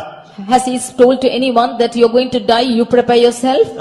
காபி குடிச்சிட்டு இருக்கும்போதே போயிடுறான் நல்ல விசுவாசி. A good believer, as he is drinking coffee, he is going away. அவனுக்கே போனது தெரியல, நரகத்துக்கு போறவன் எங்க போறான்னு தெரியல, திடீர்னு heart attack. He doesn't know where he is going to, whether to hell or heaven. It's sudden heart ஆனா attack. எசேக்கியாட்ட கர்த்தர் சொல்றார், நீ உன் வீட்டு காரியத்தெல்லாம் ஒழுங்குபடுத்தி நான் உன்னை எடுக்க போகிறேன், உன்னுடைய காரியம் உன்னுடைய டைம் முடிஞ்சிருச்சு, நான் உன்னை சேர்க்க போறேன்னு தெளிவா பேசுறார். But unto Hezekiah he says that you prepare your household things and it's time for you and I'm going to take you. எத்தனையோ பரிசுத்தவான்கள்ட்ட அப்படி பேசி இருக்கிறார். To many saints the Lord has spoken like கர்த்தர் this. தெளிவா பேசுவார், நான் உன்னை இந்த டயத்துல எடுப்பேன்னு சொல்வார். The Lord has clearly spoken that I will take you this time. ஒரு சகோதரியுடைய புருஷன் மிகுந்த துன்மார்க்கன்.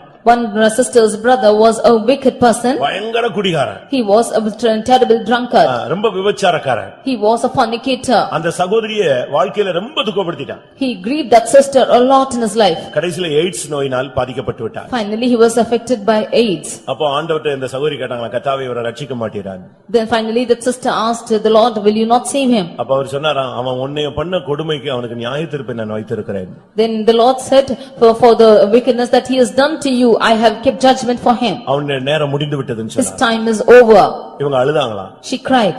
இத்தனாம் தேதி இத்தனை மணிக்கு இவனுடைய ஓட்ட முடியும்னு சொன்னார். This day, this time his race will get over. கரெக்டா அதே டயத்துக்கு இவங்க பாத்துட்டு இருக்கும்போது அவன் செத்து அப்படி விழுந்துட்டான். As she looked at the timing, he just died. தேவன் நியாயத்தீர்ப்பு கொடுத்தாருன்னா யாருமே தாங்க முடியாது. If the Lord should give judgment, nobody can bear it. சமீபத்துல ஒரு சகோதரி சாட்சி சொன்னாங்க, என்கிட்ட பேசினாங்க. Suddenly, in the recent times, my sister spoke to me. ஒரு சகோதரன் நம்முடைய கோயிலுக்கு தான் வந்துட்டு இருந்தான். One brother was coming to our church. ஆனால் ஜீவியத்திலே மாற்றங்கள் இல்ல. But there was no change in his life. ஒரு அந்நியனுடைய மனைவியை சண்டை போட்டு அவளை தன்னுடைய வீட்டுல கொண்டு வந்து வச்சுக்கிட்டான். He fought with a stranger, took his wife and brought to his house. அந்த பொண்ணை சேர்த்து இவன் வச்சுக்கிறதுக்கு நாங்க பெர்மிட் கொடுக்கணுமா? And he asked us to permit him to keep that girl in that house. இதுக்கா சபை வச்சிருக்கிறோம் நாங்க? Are we keeping the church for that purpose?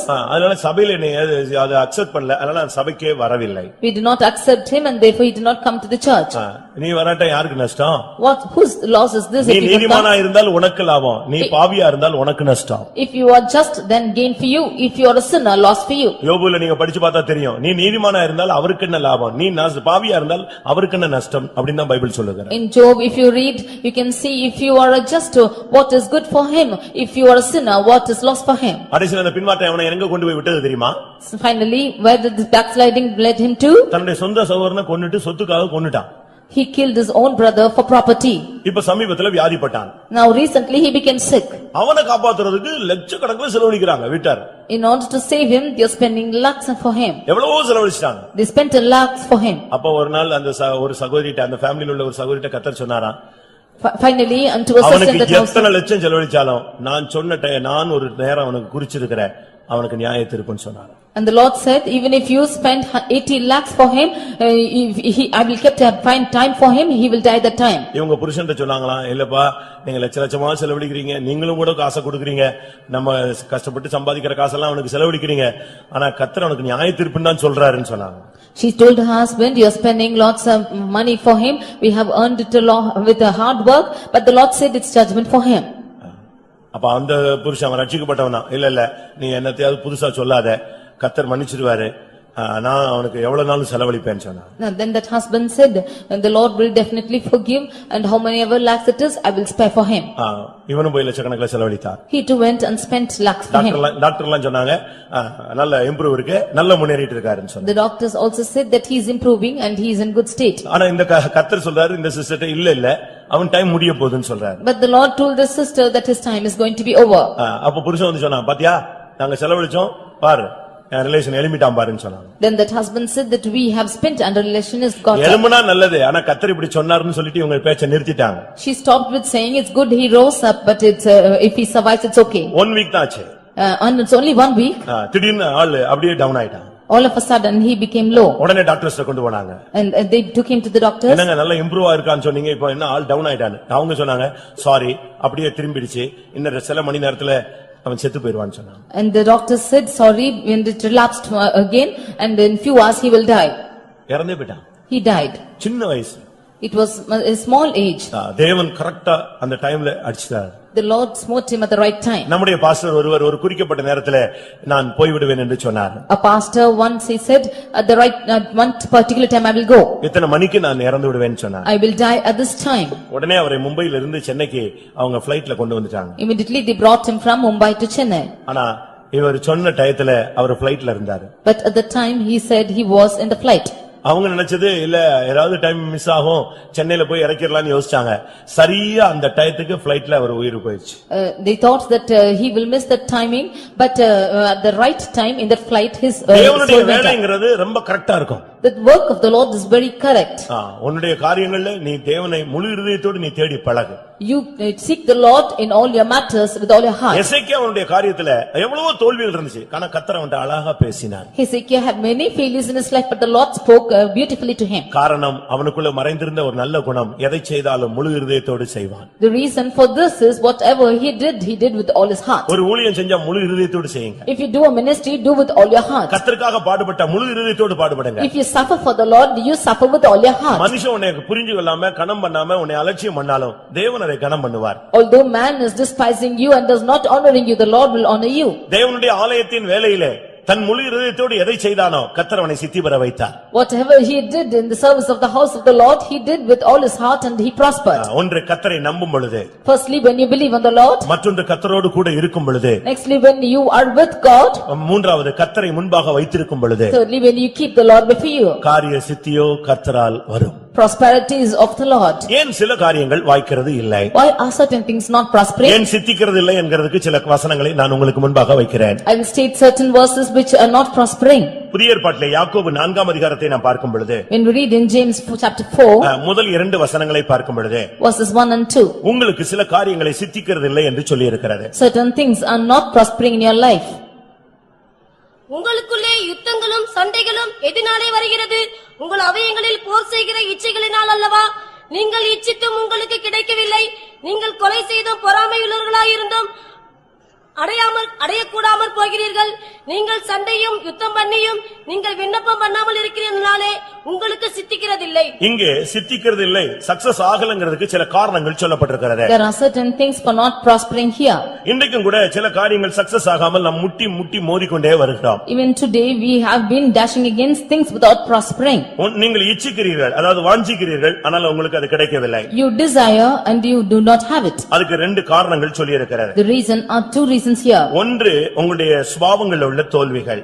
One is the defeat in your character. இரண்டாவது உங்களுடைய ஜெபத்தில் உள்ள குறைவுகள். Secondly, your shortcomings in your prayer இந்த life. ரெண்டு காரியம் தான் உனக்கு சக்சஸ் ஆக விடாம தடுத்துக்கிட்டே வருகிறது. Only these things are hindering you from succeeding. உன்னுடைய கொலை செய்கிற புத்தி, பொறாமை புத்தி, சண்டைக்கார அந்த தன்மைகள், இதுதான் உன்னுடைய வாழ்க்கையில அநேக ஆசீர்வாதங்களை தடுக்கிறது.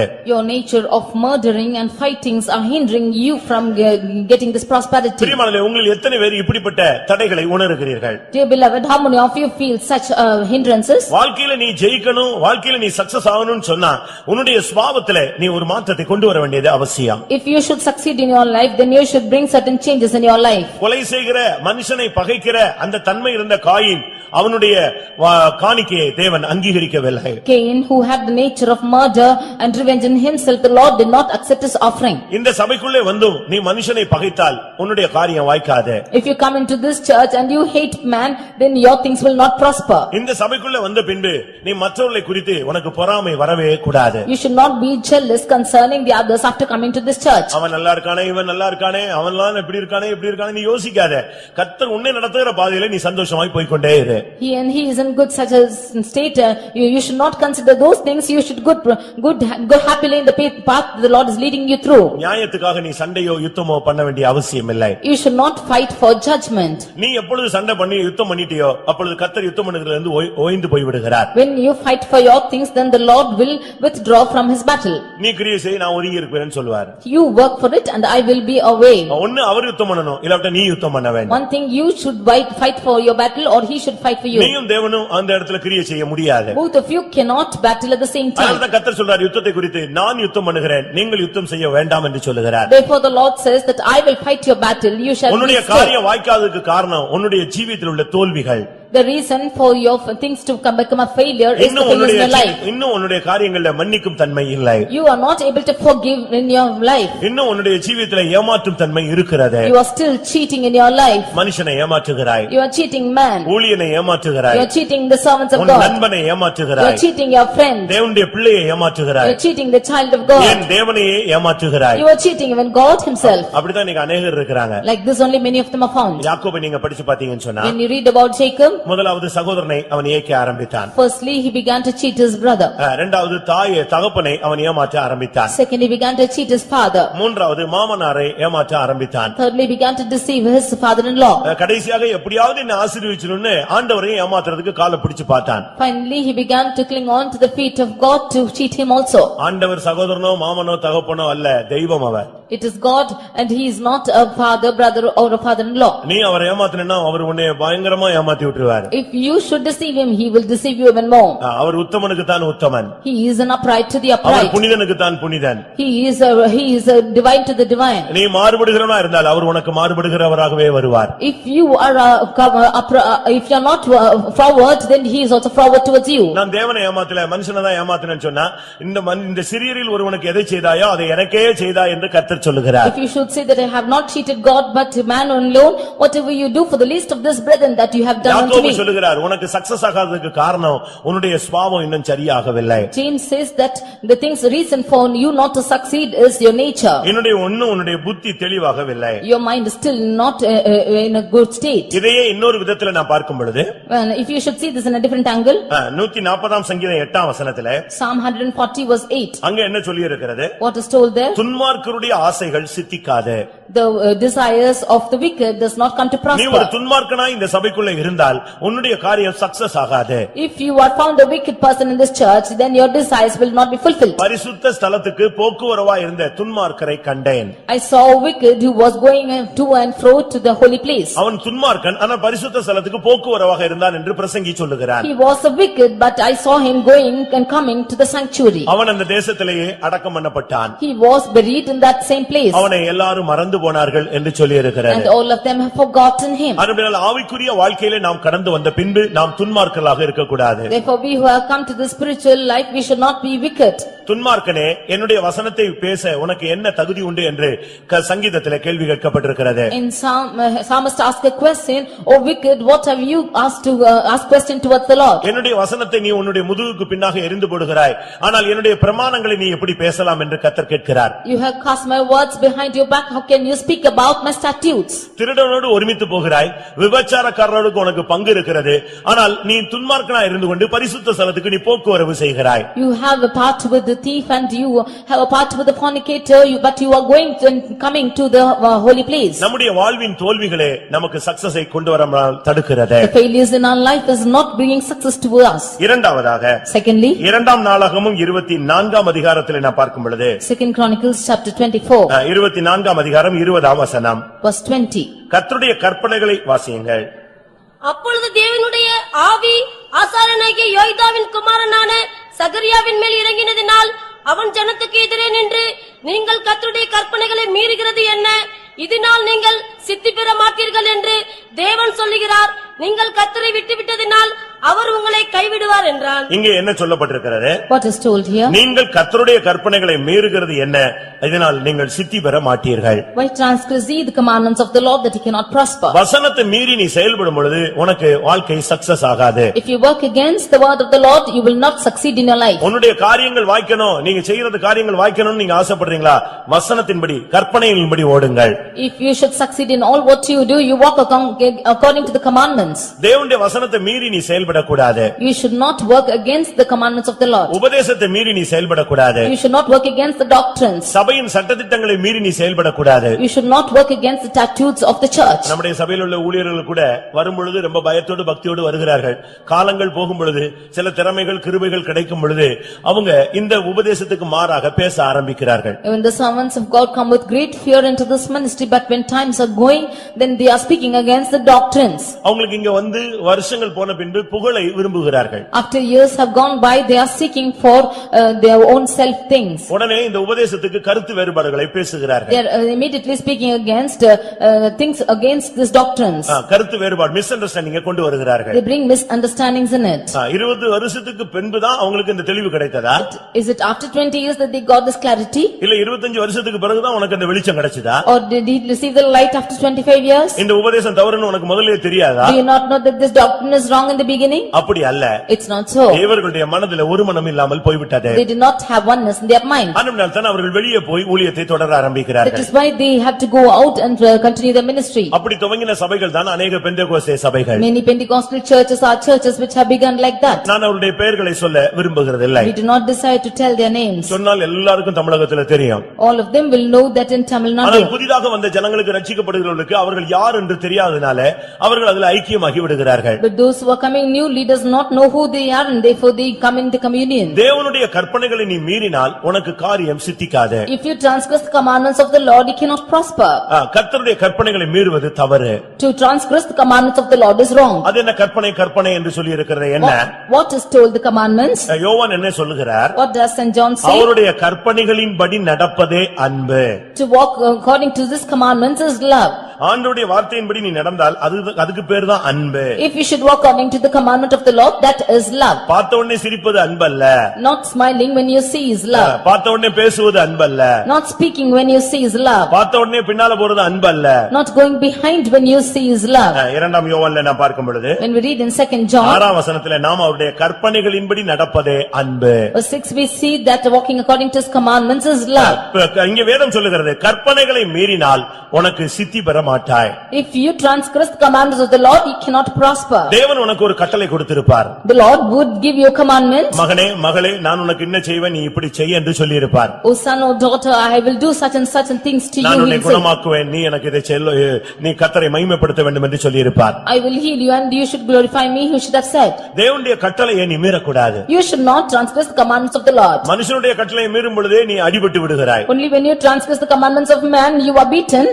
ரோட்ல போறதுக்குன்னு ஒரு ரூல்ஸ் இருக்குது. You have certain rules to go on the road. நான் இப்படித்தான் போவேன், இந்தியா என் தேசம் அப்படின்னு நீ நடு ரோட்ல போனேன்னா நாய் அடிச்ச மாதிரி அடிச்சு போட்டு போயிடுவான். If you are walking in the mid road saying that India is my nation, I will walk like this, you will be beaten as a dog. அப்படிதானே? நான் இந்திய பிரஜை அப்படின்னு நீ நடு ரோட்ல போய் நில்லு, என்ன ஆகும்? Saying that you are a citizen of India, if you stand on the mid road, what will happen? Indian railway அப்படின்னு சொல்லிட்டு போய் நடு தண்டவாளத்துல நின்னா என்ன ஆகும்? If you say that you are a citizen of India, if you go and stand in the mid road, what will happen? 100 கிலோமீட்டர்ல வர்ற train Indian ஒண்ணே நின்றுதோ? With the train which is coming at 100 kilometer speed, will it stand like that? அதெல்லாம் கிடையாது. It's not so. நீ பிரமாணத்தை மீறும் பொழுது நீ அடிபட்டு விடுவாய். When you transgress the commandments, you will be beaten. கற்பனைகளை மீறினால் உன் வாழ்க்கையில சக்சஸ் ஆகாது. If you transgress the commandments, then you will not succeed. தேவனுடைய ஆலோசனையை நீ விட்டுட்டினாலே உன்னுடைய தடுமாற்றம் வந்துவிடும். If you leave the counsel of the Lord, then you will stumble. தங்களுக்கு கேடு உண்டாக தேவனுடைய ஆலோசனையை அவர்கள் தள்ளிவிட்டார்கள். That they might bring failures in their life, they have put away the commandments of the Lord. இதை இன்னொரு விதத்துல சொல்லும் பொழுது நீதிமொழிகள் 15:22 Proverbs 15:22. ஆலோசனை இல்லாவிட்டால் காரியங்கள் எண்ணங்கள் சித்திக்காது. When there is no counselors, then their things will not prosper. உனக்கு பல எண்ணங்கள் இருக்கும், அப்படி ஆக்கிரணும் இப்படி ஆக்கிரணும் இதாக்கிரணும் அதாக்கிரணும் நீ யோசிப்ப. ஆனா சரியான கவுன்சிலிங் ஒரு ஆலோசனை உனக்கு தேவன் கர்த்தராக ஆலோசனை கர்த்தராக தெய்வம் இல்லாவிட்டா உன்னுடைய காரியங்கள் சித்திக்காது. If you do not have the right counsel, you might have many thoughts, but it will not prosper. தேவனுடைய ஆலோசனை இருந்தால்தான் உன்னுடைய எண்ணங்கள் சித்திக்கும். Only when you have the counsel of the Lord, then your thoughts will be established. 3 காரியம் செய்தால் சித்திப்பாய், 3 காரியங்கள் செய்தால் உனக்கு சித்திக்காது. When you do three things, you will be established, and you will three things will cause you failure. மூன்றாவது 2 நாளாகமம் 13ஆம் அதிகாரத்தை பார்க்கும் பொழுது Thirdly, 2 Chronicles chapter 13. அங்க என்ன சொல்லப்பட்டிருக்கிறது? What is told there? 12ஆம் வசனத்திலே Verse 12. கர்த்தருக்கு விரோதமாய் யுத்தம் செய்யாதீங்கள், அப்படி செய்தால் உங்களுக்கு சித்திக்காது. Do not fight against the Lord your God, for ye shall not prosper. வாசியுங்கள். இதோ தேவன் எங்கள் சேனாதிபதியாய் எங்களோட கூட இருக்கிறார். உங்களுக்கு விரோதமாய் பூரிகைகளை பெருந்தொனியாய் முழக்குகிற ஆசாரியர்களும் இருக்கிறார்கள். இஸ்ரவேல் புத்திரரே, உங்கள் பிதாக்களின் தேவனாகிய கர்த்தருக்கு விரோதமாக யுத்தம் செய்யாதேங்கள், செய்தால் உங்களுக்கு சித்திக்காதே என்றார். தேவனுக்கு விரோதமாய் உன்னுடைய வாழ்க்கை போய்க்கொண்டே இருந்தால் உன்னுடைய வாழ்க்கையில காரியங்கள் சித்திக்காது. If you go against the Lord God in your life, you will never prosper things in your life. உங்களுடைய வாழ்க்கையில ஏன் சக்சஸ் ஆகலங்கிறதுக்கு 3 காரணத்தை நான் உங்களுக்கு சொல்லேன். I have told you 3 things why you are not succeeding in your life. ஒன்று, சரியான ஜெப வாழ்க்கை இல்லை. Firstly, you have no proper prayer life. இரண்டாவது, ஜீவியத்திலே தோல்விகள் அதிகமாக இருக்கிறது. Secondly, there are many failures in your life. பாவ போராட்டங்களிலே நீங்கள் சிக்கி விடுகிறீர்கள். You are entangled in the struggles of sin. இரண்டாவதாக தேவனுடைய கற்பனைகளை விட்டு வழியை விட்டு நீங்கள் விலகி போகிறீர்கள். Secondly, you are transgressing the commandments in the ways of the Lord. தேவனுடைய உபதேசத்தை விட்டு நீங்கள் வெளியே போகும் பொழுது உங்களுக்கு சக்சஸ் ஆகாது. When you go away from the doctrines of the Lord, you will never succeed. மூன்றாவது, கர்த்தருக்கு விரோதமாய் நீ எழும்ப கூடாது. Thirdly, you should not rise against the Lord. பெருமை உள்ளவர்களுக்கு தேவன் எதிர்த்து நிற்கிறார். The Lord is resisting the proud. இந்த மார்க்கத்துல வந்த பின்பு நீ பெருமையா பேசுற பழக்கம் கூட இருக்க கூடாது. When you come into this religion, you should never speak anything proud. எதிலுமே பெருமை இருக்க கூடாது. They should never be proud in anything. இயேசு தன்னை தாழ்த்தினார். For the Lord, Jesus humbled himself. சிலுவையின் மரண பரியந்தம், அதாவது சிலுவையின் மரண பரியந்தம் தன்னை தாழ்த்தினார். மரண பரியந்தம் சொல்லிட்டு அதாவது சிலுவையின் மரண பரியந்தம் தன்னை தாழ்த்தினார். He humbled himself even unto the death of the cross. உங்களை யாராவது தாழ்த்த நீங்க இடம் கொடுப்பீங்களா? Will you admit yourself to be humbled? உங்களால தாழ்த்தி பேச முடியுமா? Can you humble yourself and speak? ஒரு அம்மா சாட்சி சொல்லும்போது நான் ஒரு குப்பை, நான் ஒரு தூசிம்பாங்க. One mother, when she was testifying, she said that I am a dust and ashes. எப்ப பார்த்தாலும் இதே சாட்சி. Always she will testify like this. இந்த சண்டே ஸ்கூல் பசங்க என்ன பண்ணிட்டானுங்க, அதுக்கு பிறகு இந்த அம்மாவை ரோட்ல பாக்கும்போது, வயிற்றுல பாக்கும்போது, சர்ச்சில பாக்கும்போது, ஏய் தூசி, ஏய் குப்பைம்மா. When the Sunday school children, whenever they see this mother on the road or in the church or anywhere, they will call them as dust and ashes. இந்த அம்மாவுக்கு பயங்கர துக்கமா போச்சு. She was much grieved. பாஸ்டர்ட்ட போய் சொன்னாங்களாம். She went and told the pastor. இந்த பையங்கெல்லாம் பரியாசம் பண்றான். These boys are teasing me. என்ன சொன்னாங்க? What he said? என்னைய ஒருத்தன் குப்பைங்கறான், ஒருத்தன் தூசிங்கறான். They said one is calling me a dust and one is calling me ashes. இது என்னமா தப்பு? நீங்க தான் நான் குப்பை தூசின்னு மைக்க பிடிச்சிட்டு கத்துன்னு கத்துனீங்க. What is wrong in this? But you are only shouting, holding the mic that you are dust and ashes. நீங்க தானே சொன்னீங்க. It's not you who told it. நான் ஒரு குப்பை ஆண்டவரே, நான் ஒரு தூசின்னு. இப்ப அத அவன் திருப்பி சொல்லிருக்கான். அதுல ஒண்ணும் தப்பே கிடையாது. அப்ப உன்னால உண்மையா தாழ்த்த முடியல, சும்மா பேருக்கு நீ குப்பை தூசின்னு தாழ்த்திட்டு இருக்க. What you said, you are not able to accept it for name's sake. You are saying, you are humbling and saying that you are dust and ashes. உங்களுக்கு எவ்வளவு பேருக்கு பெருமை இருக்கு தெரியுமா? How many of you have the pride in you? உங்களுக்கு எத்தனை பேருக்கு பெருமை இருக்கு?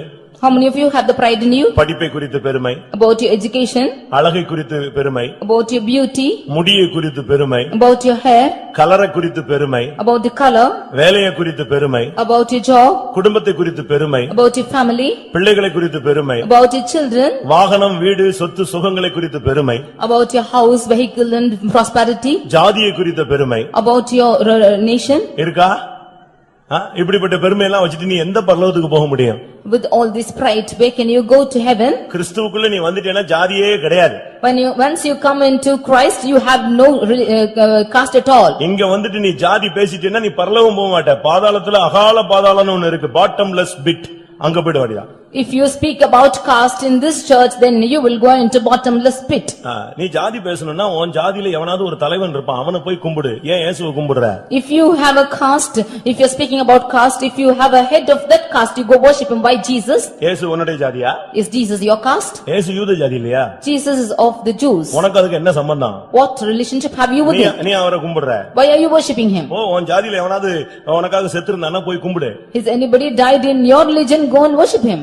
இதுல வந்துட்டா நீ ஜாதியை பேசக்கூடாது. After coming into this religion, you should not speak your caste. அப்படி ஜாதி வித்தியாசம் இருந்தா ராபோஜனம் எடுக்காத, எந்திச்சு ஓடிடு. If there is any caste differentiation, don't take communion, you can go away. நீ ஜாதி வித்தியாசம் பேசி சபையை குழப்ப கூடாது. You should not speak about caste differentiation and confuse the church. இயேசுவின் இரத்தம் நமக்காக சிந்தப்பட்டிருக்கிறது. The blood of Jesus has been shed for us. ஒரே இரத்தத்தினால் நாம் தாகம் தீர்க்கப்பட்ட, நாம் சுத்திகரிக்கப்பட்டவர்கள். It is by one blood we have been quenched and we have been ஒரே sanctified. ஆவியினால் நாம் தாகம் It தீர்க்கப்பட்டவர்கள். is by one spirit that we have been quenched. சிலர் இந்த ராபோஜனத்துல கப்பை இப்படி திருப்புவான். Some of them will turn back the cups in the communion. கப்புல எச்சி பட்டுருமா, கப்ப என்ன செய்யறது? இப்படி கொடுத்தா இப்படி திருப்புறது. நீ எந்த பரலோகத்துக்கு போவ? There will be spittle on the cup, therefore they will turn the cups. இதெல்லாம் பரலோகத்துக்கு போகாத, நீ இப்பமே சர்டிபிகேட் கொடுத்துடலாம், இதெல்லாம் போகாது. You yourself can ரிஜெக்டட்னு நானே கொடுத்துருவேன்.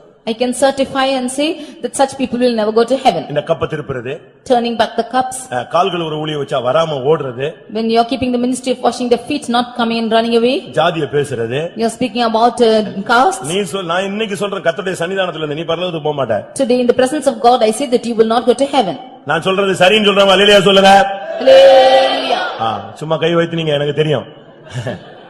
கல்யாணம் வந்தாதான் உங்களுடைய ஒரிஜினாலிட்டி தெரியும். Only when weddings come, you can see originality. ஒரு விசுவாசியை கரெக்டா செக் பண்ணணும், அவனை பத்திரமாத்து தங்கமான்னு சிந்திக்கணும், பார்க்கணும்னு சொன்னா கல்யாணத்துல பார்க்கலாம்னு சொல்லுவாரு ஒருத்தர். To test a believer, if he is gold or brass, then he should be tested in a wedding. அவன் ஒரிஜினல் கரெக்டா இருக்கானா, 22 இருக்கானா, 916 இருக்கான்னு பார்க்கணும்னா அவனை கல்யாணத்துல தான் பார்க்கலாம். If he is having the 22 carat or 916, then he can be seen in the wedding. அன்னைக்கு தெரியும் இவன் ஜாதிக்கு செத்தவனா, ஜாதிக்கு உயிரோட இருக்கிறவனான்னு தெரியும். You can see him if he is alive to caste or if he is still dead to it. அடுத்து சாவுல பார்க்கலாம், உலக பாரம்பரியங்களுக்கு அவன் மரிச்சிருக்கானா இல்லையான்னு கண்டுபிடிச்சிடலாம். Nextly, in the funerals, you can see if he is dead to the rudiments of the world. நீ எப்ப ஜாதி பார்க்கறியோ, எப்ப பெருமை பாராட்டுறியோ, அப்பொழுது நீ கர்த்தருக்கு விரோதமா நீ நிக்கிற, நீ யுத்தம் செய்யற, உனக்கு காரியம் சித்திக்காது. When you are boasting about your caste and religion, then you exalt yourself and your things will not prosper. அதுக்கு ஒரு பிரசங்கம் இருக்கு, நான் டைம் கிடைக்கும்போது ஆவியானவர் சொல்லும்போது பேசுகிறேன். At the right time, I will declare a message for it. அப்போ உங்க ஜாதிகாரன் பஸ் ஓட்டுனானா அந்த பஸ்ல மட்டும் ஏறு, மத்த பஸ்ல ஏறாத. ட்ரெயின் போ, டிரைவர் நீ எந்த ஜாதி, நீ யாருமா போம்மா, நீ ரோட்லயே நில்லு, அப்படி அனுப்ப. அதுல எல்லாம் உனக்கு ஜாதி தெரியாது, இதுல மட்டும்தான் ஜாதி. சபைக்குள்ளதான் உனக்கு ஜாதி தெரியுமா? When going to the bus, you should inquire the driver which caste he is and you should enter the bus, and even for a train you should go and ask him which caste he is. Only when you are coming to the church should you look unto your caste. நம்ம இப்படிதான் பேசி சபை வளர்ச்சியை தடுத்துட்டோம். That is what we are speaking and have shortened the growth of the church. அவருடைய இரத்தம் நாசரேத்தில் உள்ள எல்லா ஜாதிக்கும் சிந்தப்பட்டது. His blood has been shed for all the caste in Nazareth.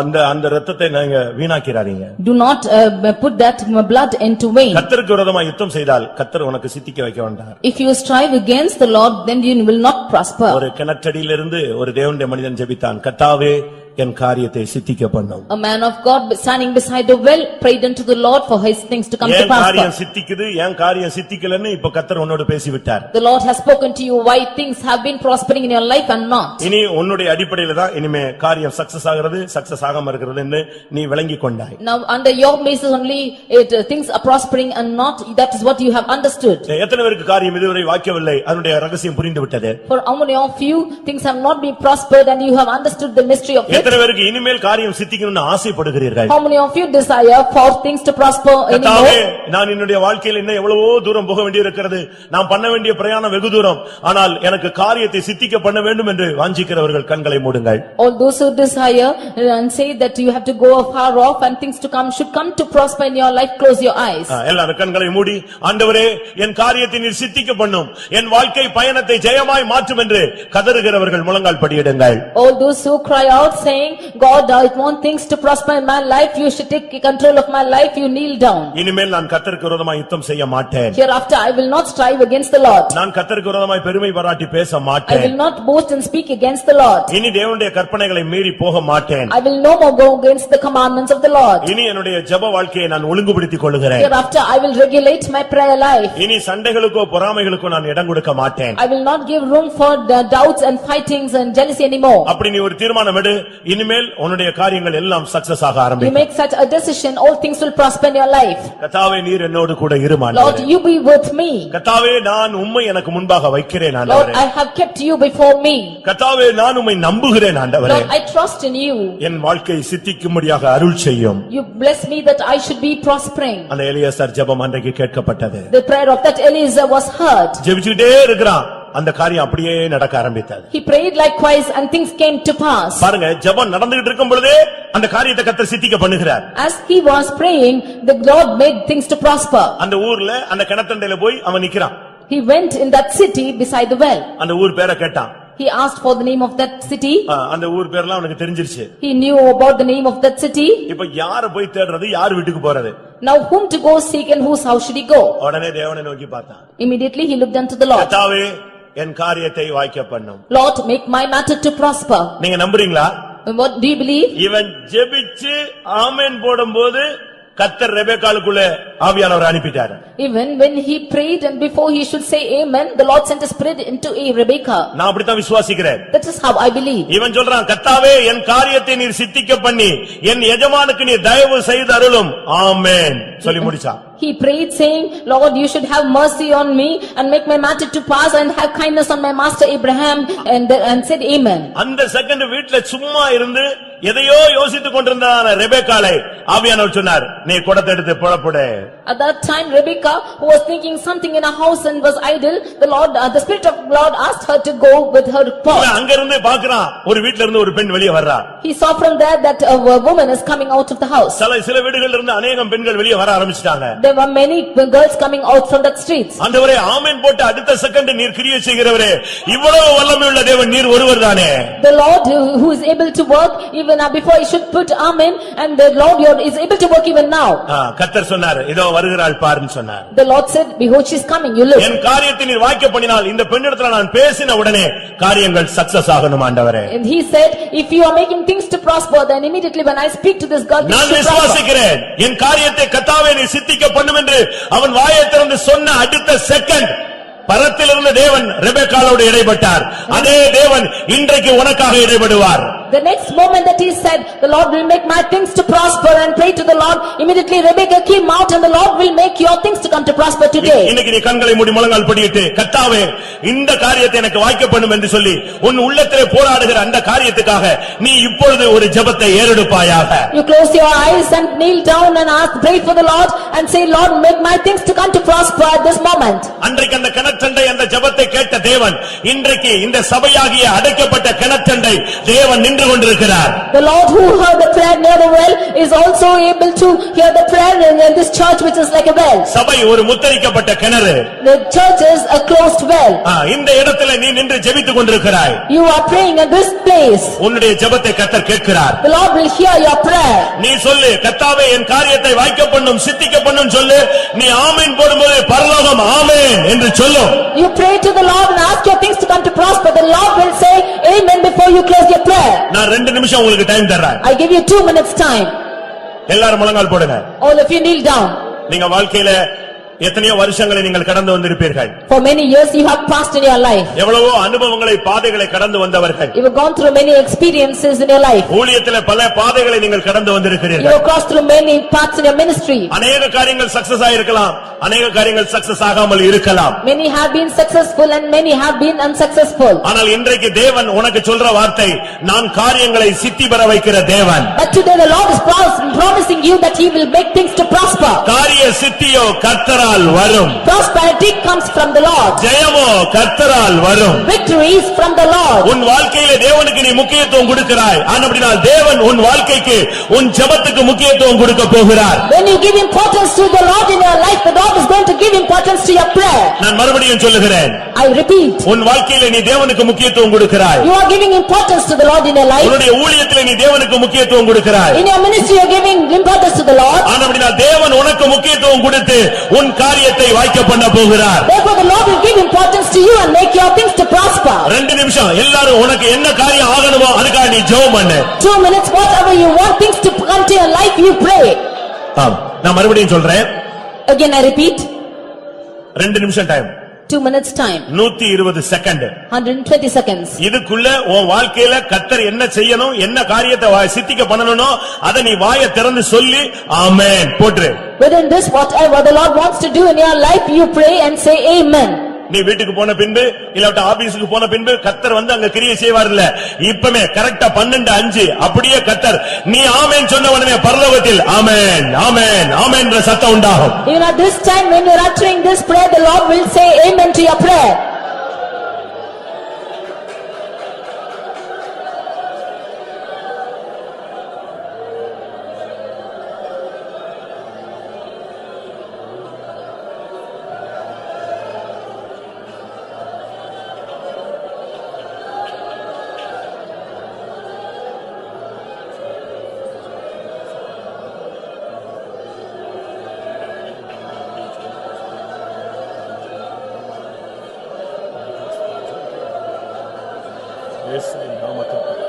ஆமென் ஆமென் ஆமென் ஹalleluya ஹalleluya ஹalleluya ஆமென் ஹalleluya. நீ ஆமென் போடும் பொழுது பரலோகம் ஆமென் போடட்டும். ஹalleluya ஆமென் ஹalleluya. இக்கராபகராபகத்ரா நீ கண்ணீரோடு ஜெபித்த ஜெபம் ஹalleluya. நீ வேதனையோடு புலம்பின ஜெபம் ஹalleluya. நீ இயேசுவின் நாமத்தில் ஆமென் என்று சொன்ன பொழுது ஆம் ஹalleluya. ஆவியானவரும் ஆமென் என்றும் ஆமென் என்றும் திருவுளம் பற்றுகிறார்.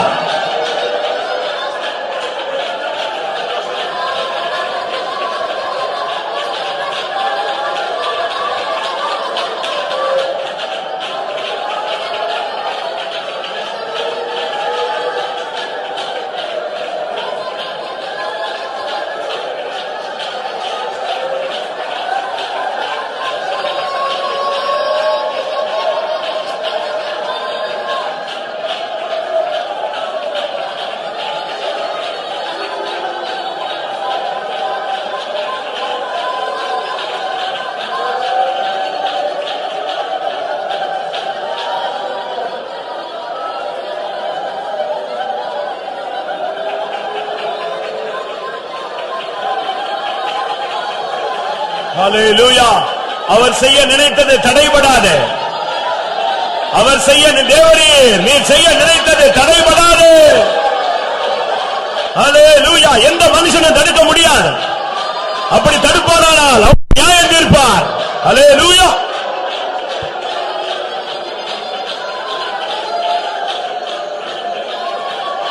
ஹalleluya ஹalleluya.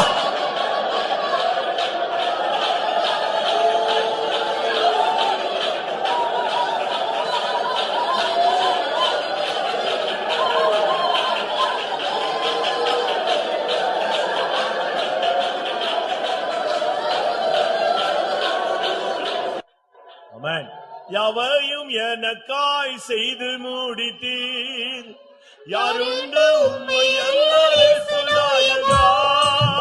யாவையும் எனக்காய் செய்து முடித்தீர், யாருண்டு உம்மை அல்லாலே சொன்னாயகா.